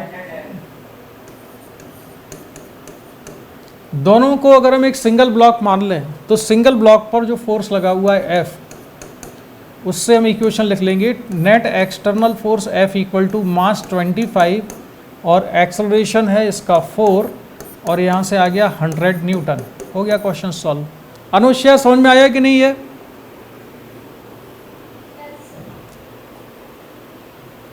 अच्छा, अब मुझे ये बताओ, कोई पेपर पेन यूज नहीं करेगा। अनुष्या, तुमको बताना है। देख रही हो यहां पर? अच्छा, पेपर पेन यूज नहीं करना, और आंसर तुम्हें रिस्पॉन्स करने का टाइम है 5 सेकंड के अंदर बताना है आंसर। किस चीज का? What is the friction between m1 and m2? इन दोनों के बीच में कितना फ्रिक्शन फोर्स लग रहा है?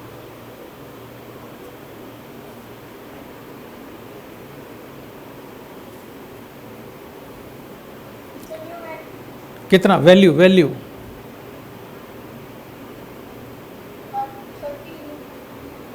कितना? 30। तो 30 न्यूटन कैसे आया बताओ?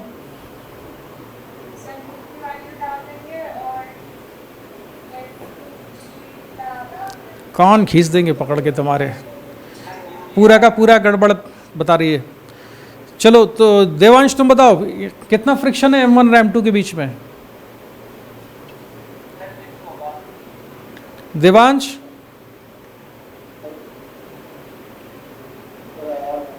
नहीं, गड़बड़ कर रहे। वेदांती, तुम बताओ।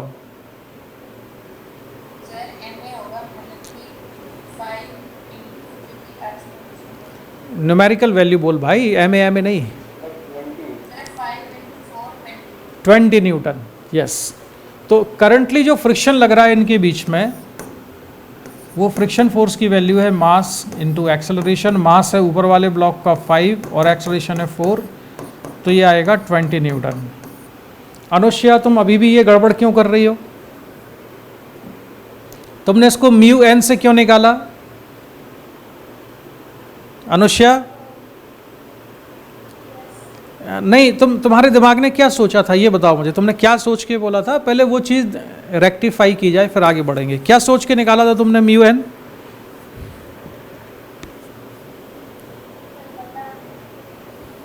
बिना सोचे ही बोल दिया था? ये क्या बात हुई भाई? पहले बोल दिया फिर सोच रहे हैं कि क्यों बोला था। मधुर,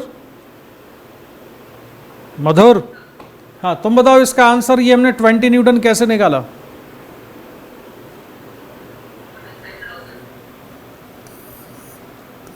अगर हम M2 का फ्री बॉडी डायग्राम बनाते तो उसमें वर्टिकल फोर्स तो हमने बना लिए, ये वाले हैं, और हॉरिजॉन्टल डायरेक्शन में एक फ्रिक्शन फोर्स लग रहा होगा, और Fs इक्वल टू M2A लिखेंगे।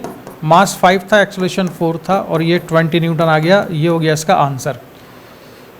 एक चीज़ ध्यान रखना, अपर ब्लॉक का एक्सेलरेशन 6 नहीं है। ये तो हमने चेक किया है कि ये मैक्सिमम जिस एक्सेलरेशन से मूव कर सकता है उस एक्सेलरेशन की पॉसिबल वैल्यू 6 तक जा सकती है, लेकिन अभी तो 4 है। ये हमने इसलिए लिखा था कि हम चेक कर पाएँ कि स्लिपिंग हो रही है कि नहीं। इसके अंदर क्षमता है 6 मीटर पर सेकंड स्क्वायर तक से मूव करने की, लेकिन currently it is accelerating with acceleration 4 metre per second square. Therefore there is no slipping between them, and since there is no slipping, therefore acceleration of both the blocks is same. Since acceleration is same, we can assume both the blocks as a single body. दोनों block को एक single body मान लेते हैं तो उसका मास हो जाएगा m1 प्लस m2 यानी 20 प्लस 5, और उस पर केवल हॉरिजॉन्टल डायरेक्शन में एक ही फोर्स लग रहा होगा कंबाइंड बॉडी पर F, क्योंकि इंटरनल फोर्सेज हम बनाते नहीं है जब हम फ्री बॉडी डायग्राम बनाते हैं। तो इस पे जो म्यूचुअल नॉर्मल रिएक्शन है और जो म्यूचुअल फ्रिक्शन है वो नहीं बनेगा, केवल F बनाया, F equal to 20 plus 5 into 4 कर दिया और 100 न्यूटन के बराबर F की वैल्यू आ गई और क्वेश्चन खत्म। अब हम बढ़ते हैं अगले सवाल पर। नेक्स्ट क्वेश्चन है ये वाला, m1 equals to 20 kg, m2 5 kg, mu 0.6, acceleration of m2 is 6 metre per second square, find friction force between two blocks and value of external force F। तो फ्रिक्शन फोर्स निकालना है m1 m2 के बीच में कितना है, फिर बताना है एक्सटर्नल फोर्स F कितना है। दिमाग लगाओ जरा, क्वेश्चन में कोई कंफ्यूजन हो तो मुझसे पूछ लेना।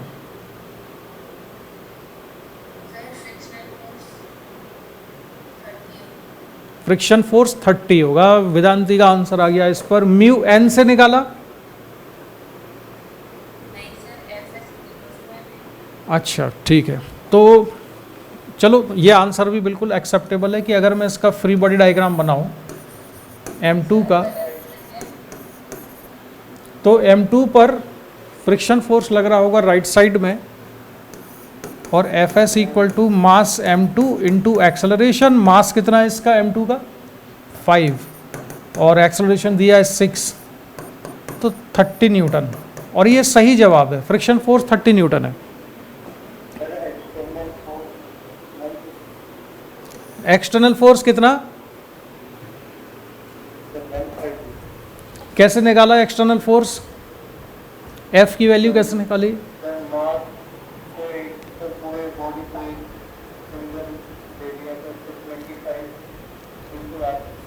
तो दोनों बॉडी को एक सिंगल बॉडी क्यों मान सकते हो? तुम्हें कैसे पता कि दोनों का एक्सेलरेशन सेम है?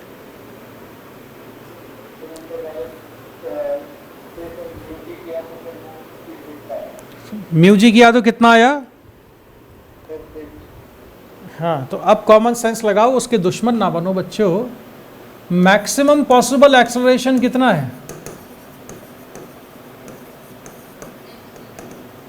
Maximum possible acceleration of m2 कितना है? म्यू जी, और उसकी वैल्यू कितनी है? म्यू और जी की वैल्यू रखो तो 6 मीटर पर सेकंड स्क्वायर आएगा। यहाँ स्लिपिंग हो रही है कि नहीं हो रही है? हाँ, दोनों चीज नहीं, अगर स्लिपिंग हो भी रही होगी तब भी ये तो 6 से ही चलेगा ना, ये 6 से ज़्यादा थोड़े जा सकता है। अगर नीचे वाले ब्लॉक का एक्सेलरेशन, चलो मैं जो पूछ रहा हूँ उसका आंसर देना। नीचे वाले ब्लॉक का एक्सेलरेशन है, अगर यहाँ पर मैं लिखता हूँ m1 का एक्सेलरेशन और यहाँ पर तुम बताना m2 का एक्सेलरेशन। मान लो इसका एक्सेलरेशन है 3 m1 का, तो m2 का कितना होगा? अगर इसका एक्सेलरेशन 3 है तो इसका कितना होगा m2 का? बोलो।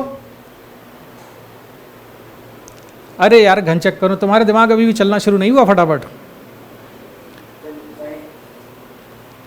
वेदांती, अगर नीचे वाला block 3 metre per second square से मूव करता है तो ऊपर वाला किससे मूव करेगा? 3 से, उससे ज़्यादा से या कम से? अनुष्या तुम बताओ।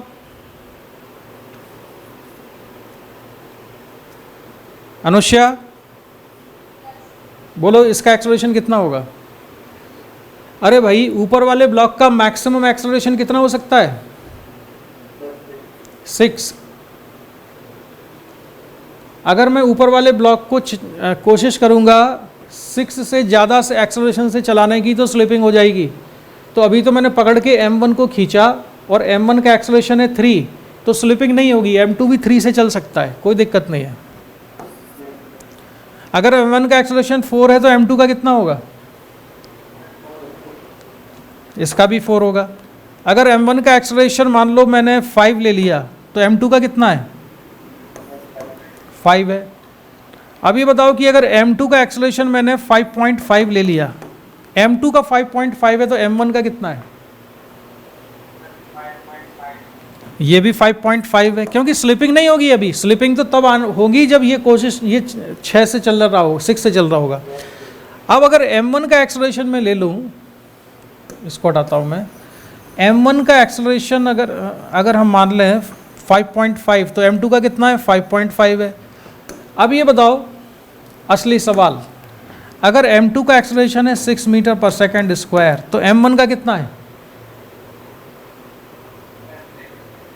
नहीं बता सकते हम m1 का एक्सेलरेशन। m1 का 6 भी हो सकता है, 10 भी हो सकता है, 100 भी हो सकता है, 1000 भी, कुछ भी हो सकता है m1 का एक्सेलरेशन। तो समझ में आया कि नहीं? अगर ये 6 से जब चल रहा है, इसका एक्सेलरेशन अगर 6 मीटर पर सेकंड स्क्वायर है तो हो सकता है m1 भी 6 से चल रहा हो, या हो सकता है m1 6 से ज़्यादा से भी चल रहा हो। अगर स्लिपिंग हो रही होगी तो m1 का एक्सेलरेशन मोर देन 6 होगा। तो अगर ऊपर वाले ब्लॉक का एक्सेलरेशन अपनी मैक्सिमम वैल्यू पर है तो इसका मतलब ये है कि नीचे वाला ब्लॉक 6 या उससे ज़्यादा से भी चल रहा होगा, हमें नहीं पता। बात समझ में आई कि नहीं? इसमें ये f हम नहीं निकाल सकते इस क्वेश्चन में। इस फोर्स की वैल्यू को हम नहीं निकाल सकते। क्यों नहीं निकाल सकते? क्योंकि ऊपर वाले ब्लॉक का एक्सेलरेशन अगर 6 है तो हो सकता है स्लिपिंग हो भी रही हो सकता है ना भी हो रही हो। अगर स्लिपिंग नहीं हो रही है तब तो मैं मान लूँगा कि m1 भी 6 से चल रहा है, m2 भी 6 से चल रहा है, तब f निकल आएगा। और दोनों का एक्सेलरेशन अगर 6 है, कॉमन है, तो f की वैल्यू कितनी आ जाएगी? 25 इंटू 6 यानी 150 न्यूटन के बराबर, इतना हो जाएगा ना। ठीक है, लेकिन अगर स्लिपिंग हो रही है तब इसका एक्सेलरेशन कितना होगा m2 का? अगर दोनों ब्लॉक्स के बीच में स्लिपिंग हो रही है तो m2 का एक्सेलरेशन कितना होगा? वेदांती, नहीं समझ में आया, ऊपर से निकल गया आप ना। क्यों वेदांती? बाउंसर,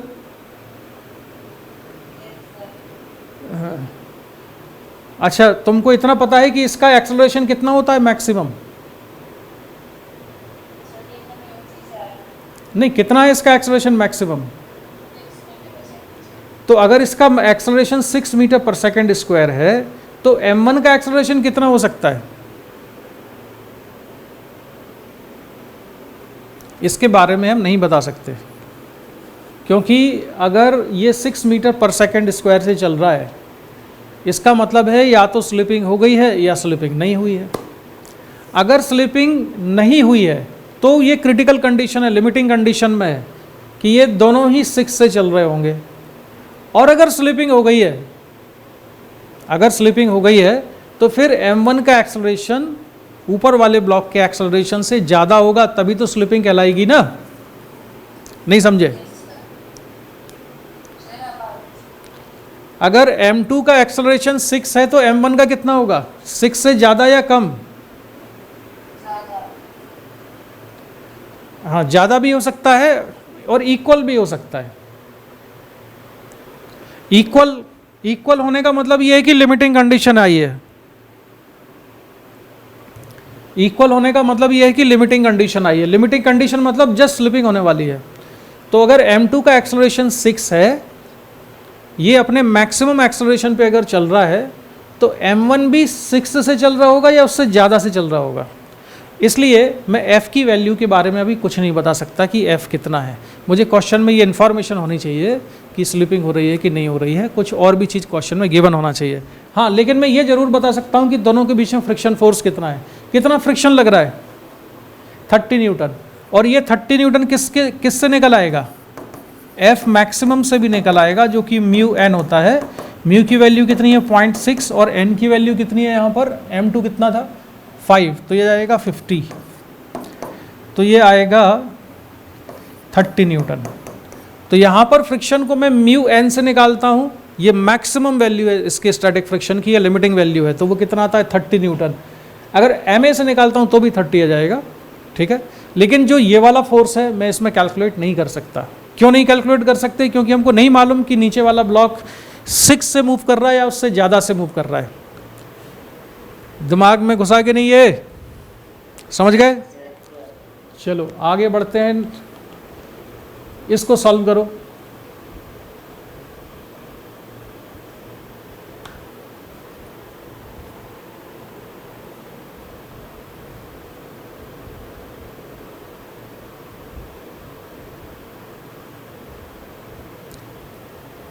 अब इसमें अनुष्या ये बताओ स्लिपिंग हो रही है कि नहीं। अनुष्या, 1 सेकंड हो गया, अब बताओ।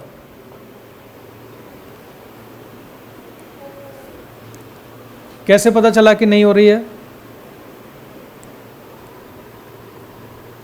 कैसे पता चला कि स्लिपिंग नहीं हो रही है। अरे यार तुम बड़ा टाइम लगा रहे हो इसमें।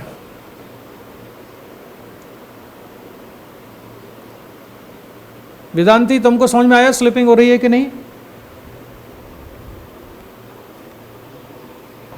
वेदांती नहीं, ना पेपर यूज करना है ना पेन यूज करना है, केवल देख के बताना है। अरे यार तुम अभी भी नहीं। m2 का मैक्सिमम एक्सेलरेशन कितना हो सकता है। हाँ, कैसे पता चला ये बताओ।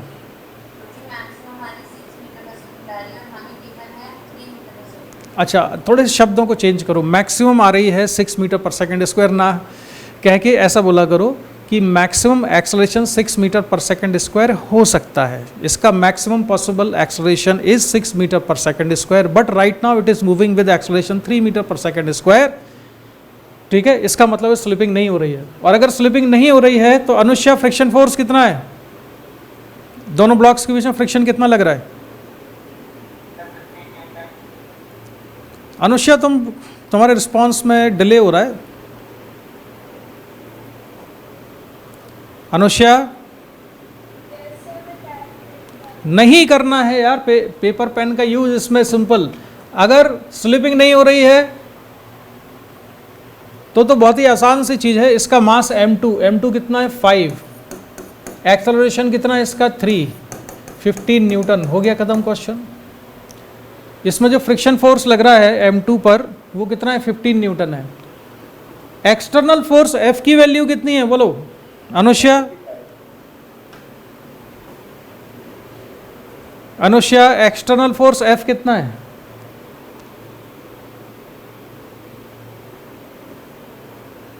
अरे यार तुम ना बहुत ही स्लो रिस्पॉन्ड कर रही हो। अगर दोनों ब्लॉक में स्लिपिंग नहीं है तो दोनों सेम एक्सेलरेशन से मूव कर रहे होंगे, दोनों को एक सिंगल ब्लॉक मान सकते हैं। वो सिंगल ब्लॉक का मास होगा 25, ये फोर्स F लगा हुआ है, F इक्वल टू 25 और एक्सेलरेशन कितना दिया है 3, तो ये आ जाएगा 75 न्यूटन। इनमें कहाँ पेपर पेन यूज़ करने की ज़रूरत है।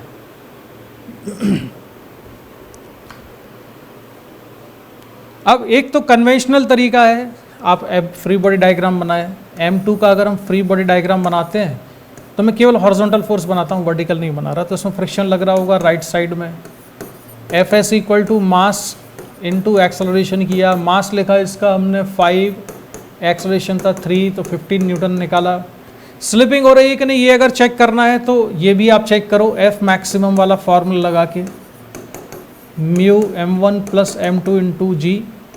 हालांकि सिस्टमेटिक तरीका ये वाला है, लेकिन मैं कह रहा हूँ कि अब हमको इतनी प्रैक्टिस के बाद डायरेक्ट करना आने लगना चाहिए। म्यू कितना था 0.6, m1 प्लस m2 कितना है 20 प्लस 5 यानी 25, जी की वैल्यू 10 कितना है 150 न्यूटन। तो स्लिपिंग तब होगी जब 150 न्यूटन का फोर्स लगे, और फोर्स लगा हुआ है अभी। अच्छा फोर्स तो निकालना था हमको, ये तो पूछे नहीं था, ये तो मैंने ज़बरदस्ती कैलकुलेट कर दिया। स्लिपिंग हो रही है कि नहीं उसको चेक करने का तरीका यही है। m2 का मैक्सिमम एक्सेलरेशन हो सकता है म्यू जी की वैल्यू है 6, लेकिन अभी ये 6 से मूव ना करके 3 मीटर पर सेकंड स्क्वायर से मूव कर रहा है, इसलिए स्लिपिंग नहीं हो रही है, दोनों साथ साथ मूव कर रहे हैं। चलो अब हम बढ़ते हैं आगे और इसको सॉल्व करो जरा। m1 equal to 20 kg, m2 5 kg, mu 0.6, acceleration of m1 is 8 metre per second square. Find friction force between two blocks and value of external force F। Anushya, बाकी लोग नहीं बोलना बीच में। अनुष्या आवाज आ रही है मेरी? अनुष्या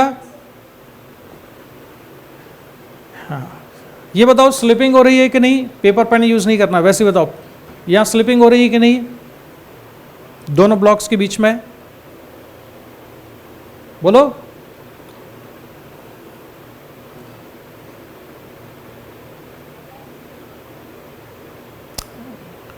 क्या कर रही हो वेदांती? तुम बताओ स्लिपिंग हो रही है कि नहीं? कैसे पता चला? आंसर सही है तुम्हारा, वेरी गुड, लेकिन ये एक्सप्लेन करो कैसे। सर ये इसलिए हो रही है क्योंकि जो हमने वो निकाला था मतलब कि जो निकाला है न्यू जी जो निकाला है वो आ रही है 6 मीटर पर सेकंड स्क्वायर। हाँ। और फिर जो गिवन और जो गिवन हमें एक्सेलरेशन वो है 8 मीटर पर सेकंड स्क्वायर, तभी हो रहा है क्योंकि ज़्यादा। समझ गया तुम्हारी बात को। तुम ऊपर वाला ब्लॉक जिस मैक्सिमम एक्सेलरेशन से मूव कर सकता है वो मैक्सिमम एक्सेलरेशन है mu g, maximum acceleration of m2 mu g होगा, और वो म्यू है 0.6, जी की वैल्यू 10 यानी 6 मीटर पर सेकंड स्क्वायर। अब नीचे वाले ब्लॉक ने भागना शुरू कर दिया 8 मीटर पर सेकंड स्क्वायर से, लेकिन ये तो चल ही नहीं सकता इसके साथ साथ। m2 तो मैक्सिमम इस एक्सेलरेशन से जा सकता है, तो ओब्वियसली स्लिपिंग होके रहेगी। और अगर दोनों ब्लॉक के बीच में स्लिपिंग हो रही होगी तो कौन सा फ्रिक्शन लग रहा होगा? काइनेटिक। बगैर पेपर पेन का यूज के डायरेक्ट बोलो m1 m2 के बीच में कितना फ्रिक्शन है? 30 न्यूटन। म्यू n से निकाल देंगे, म्यू की वैल्यू है 0.6 और नॉर्मल रिएक्शन m2 और m1 के बीच में आएगी 50। तो F maximum equal to mu n लिखिए और ये आ जाएगा 30 न्यूटन। हो गया काम तमाम। अच्छा अब स्लिपिंग की भी एस्टेब्लिश हो गई, फ्रिक्शन फोर्स निकाल दिया मैंने। एक्सटर्नल फोर्स F कितना है? F इक्वल टू कितना है? अनुष्या F की वैल्यू बोलो कितनी है? ये वाला फोर्स कितना है? अच्छा डिस्कनेक्ट हो गई क्या? हाँ तो दिव्य तुम बताओ फोर्स F कितना है?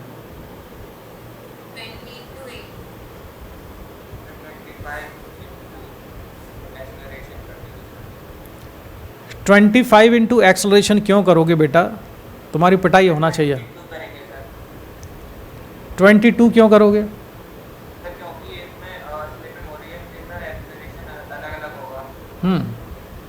तो फिर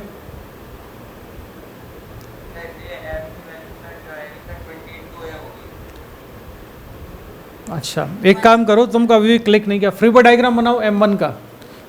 दिव्य कुमार हॉरिजॉन्टल फोर्स बताओ कौन कौन से लगे m1 पर? किस डायरेक्शन में फ्रिक्शन? तो क्या इक्वेशन बनेगी? F minus F K equal to m1a तो F माइनस एफ के काइनेटिक फ्रिक्शन कितना आया था 30 न्यूटन, मास कितना है m1 20, एक्सेलरेशन कितना है 8, तो F इक्वल टू आएगा 30 प्लस 160, यानी फोर्स F कितना है 190 न्यूटन है। फ्रिक्शन भूल गए तुम, F equal to M A नहीं करना है इसमें, F minus F S equal to M A करना था। तो ये हो गया 30 न्यूटन और 190 न्यूटन। अगला सवाल जल्दी से जाओ इस पर।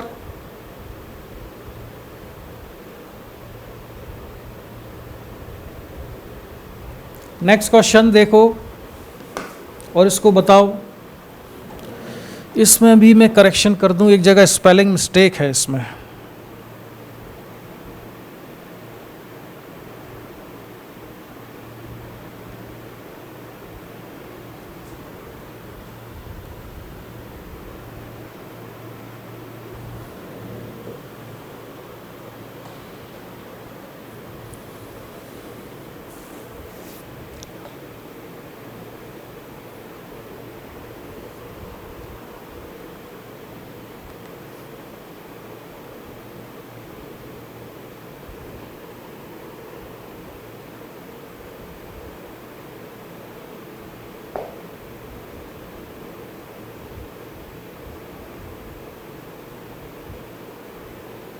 जल्दी बताओ। स्लिपिंग हो रही है कि नहीं? स्लिपिंग हो रही है कि नहीं बताओ। देखो स्लिपिंग चेक करने के मैंने तुमको बता दिए दो तरीके। एक तरीका तो मैंने बताया कन्वेंशनल फॉर्मूले में वैल्यू डालो और निकालो। तो स्लिपिंग चेक करने का एक तरीका तो ये वाला था, F maximum equal to mu m1 plus m2 into g. तो म्यू है 0.6, m1 प्लस m2 कितना है 25,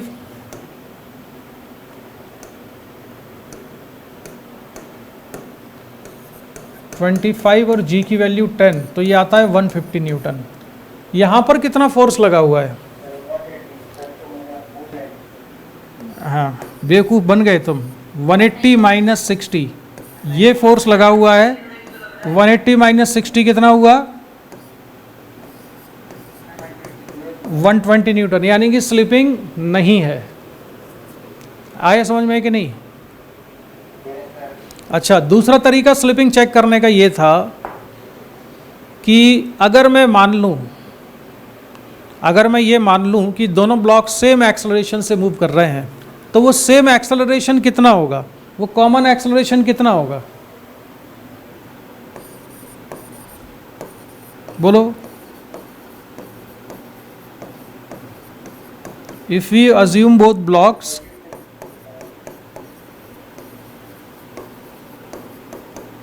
कितना,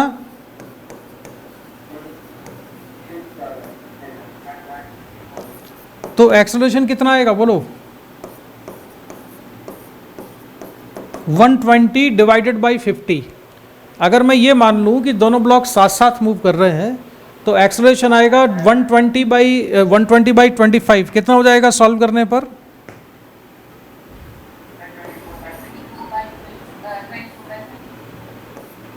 24/5। ठीक है। अब ये देखो कि ऊपर वाला जो ब्लॉक है M2, इसका मैक्सिमम एक्सेलरेशन कितना हो सकता है?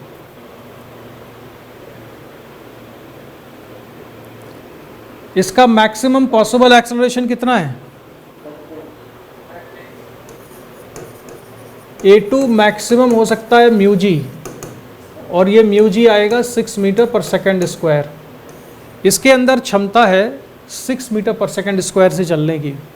तो अगर मैं मान लूँ कि दोनों ब्लॉक साथ साथ मूव कर रहे हैं तो एक्सेलरेशन कितना आ रहा है 24/5।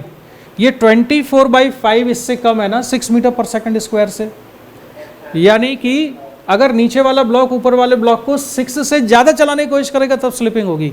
लेकिन अगर मैं मान लूँ कि दोनों का एक्सेलरेशन सेम है तो वो सेम एक्सेलरेशन कितना होगा 24/5, जो कि 6 से कम है, यानी कि इतने एक्सेलरेशन से ये मूव कर सकता है, इसलिए स्लिपिंग नहीं हो रही है। ठीक है, तो चेक हो गया यहाँ पर कि स्लिपिंग नहीं हो रही है। अब अगर जब ये कंफर्म हो गया कि स्लिपिंग नहीं हो रही है तो सब कुछ निकालना बहुत आसान है। फ्रिक्शन बिटवीन बोथ ब्लॉक्स, दोनों ब्लॉक्स के बीच में कितना फ्रिक्शन लग रहा है? बोलो, friction force between both the blocks कितना हुआ है? अरे यार अब तो जल्दी बता दिया करो।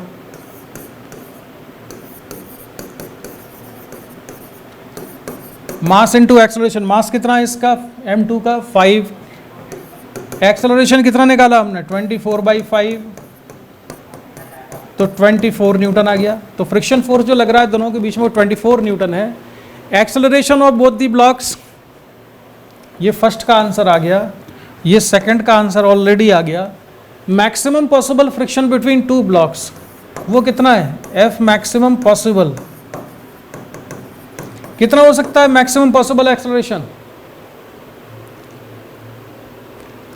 जल्दी बोलो, देर मत करो, कितना हो सकता है? फॉर्मूला क्या है उसका?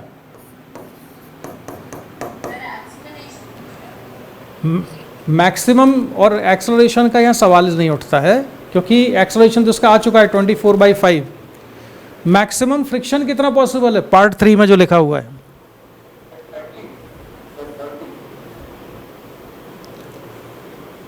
कितना है मैक्सिमम पॉसिबल एक्सेलरेशन? म्यू की वैल्यू कितनी है? 0.6, और नॉर्मल रिएक्शन कितना है? m2g कितना हो जाएगा? 50, तो ये है 30 न्यूटन के बराबर। हो गया क्वेश्चन सॉल्व। लेकिन अभी भी ना तुम लोगों का रिलेक्टेंस है, मैं चाहता हूं कि बड़े फ्लॉलेस तुम लोग ना स्मूथली फटाफट आंसर करना शुरू करो। ये जो रीजनिंग है और ये आएगी प्रैक्टिस से। चलो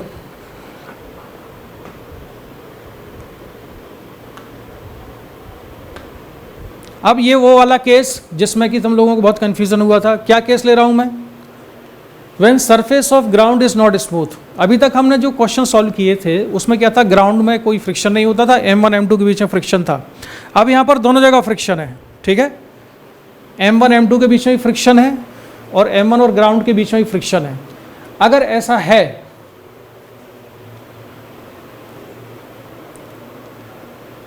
ऐसा है तो maximum possible friction between two blocks हमको ये चेक करना है।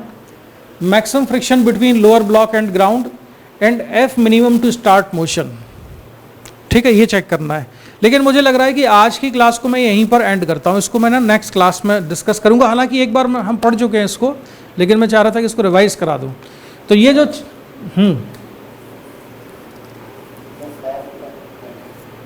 किस चीज़ में? अच्छा, डाउट भी मैं तुमको बाद में कनेक्ट करता हूँ। तुम्हारी आज इवनिंग में कोई और क्लास है क्या? आज और भी कोई क्लास है? नहीं, कब से कब तक है तुम्हारी आज कोई क्लास? अच्छा, तो हो सकता है मैं फिर तुमको रात में कनेक्ट करूँगा, ठीक है, केवल डाउट्स के लिए। और आज की क्लास को करते हैं हम यहीं पर कंप्लीट, क्योंकि उसमें ही काफ़ी टाइम निकल गया। मुझे लगता है 2 ब्लॉक का अब ये वाला सिस्टम तो तुमको समझ में आ गया होगा। अब हम डिस्कस करेंगे नेक्स्ट क्लास में ये वाले क्वेश्चन, और दूसरा वो केस जब फोर्स लगा होगा ऊपर वाले ब्लॉक पर, और फिर ये पूरी तरह से तुम्हारे दिमाग में सेट हो जाएगा। एक काम करना, आज हमने जो कुछ भी पढ़ा है वो सारा का सारा बगैर देखे वो क्वेश्चन सॉल्व करने की कोशिश करना। 2 ब्लॉक प्रॉब्लम तुम्हारे लिए कोई प्रॉब्लम ही नहीं रहेगी, ठीक है। तो मैं डिस्कनेक्ट करता हूँ यहाँ से अभी। Bye bye.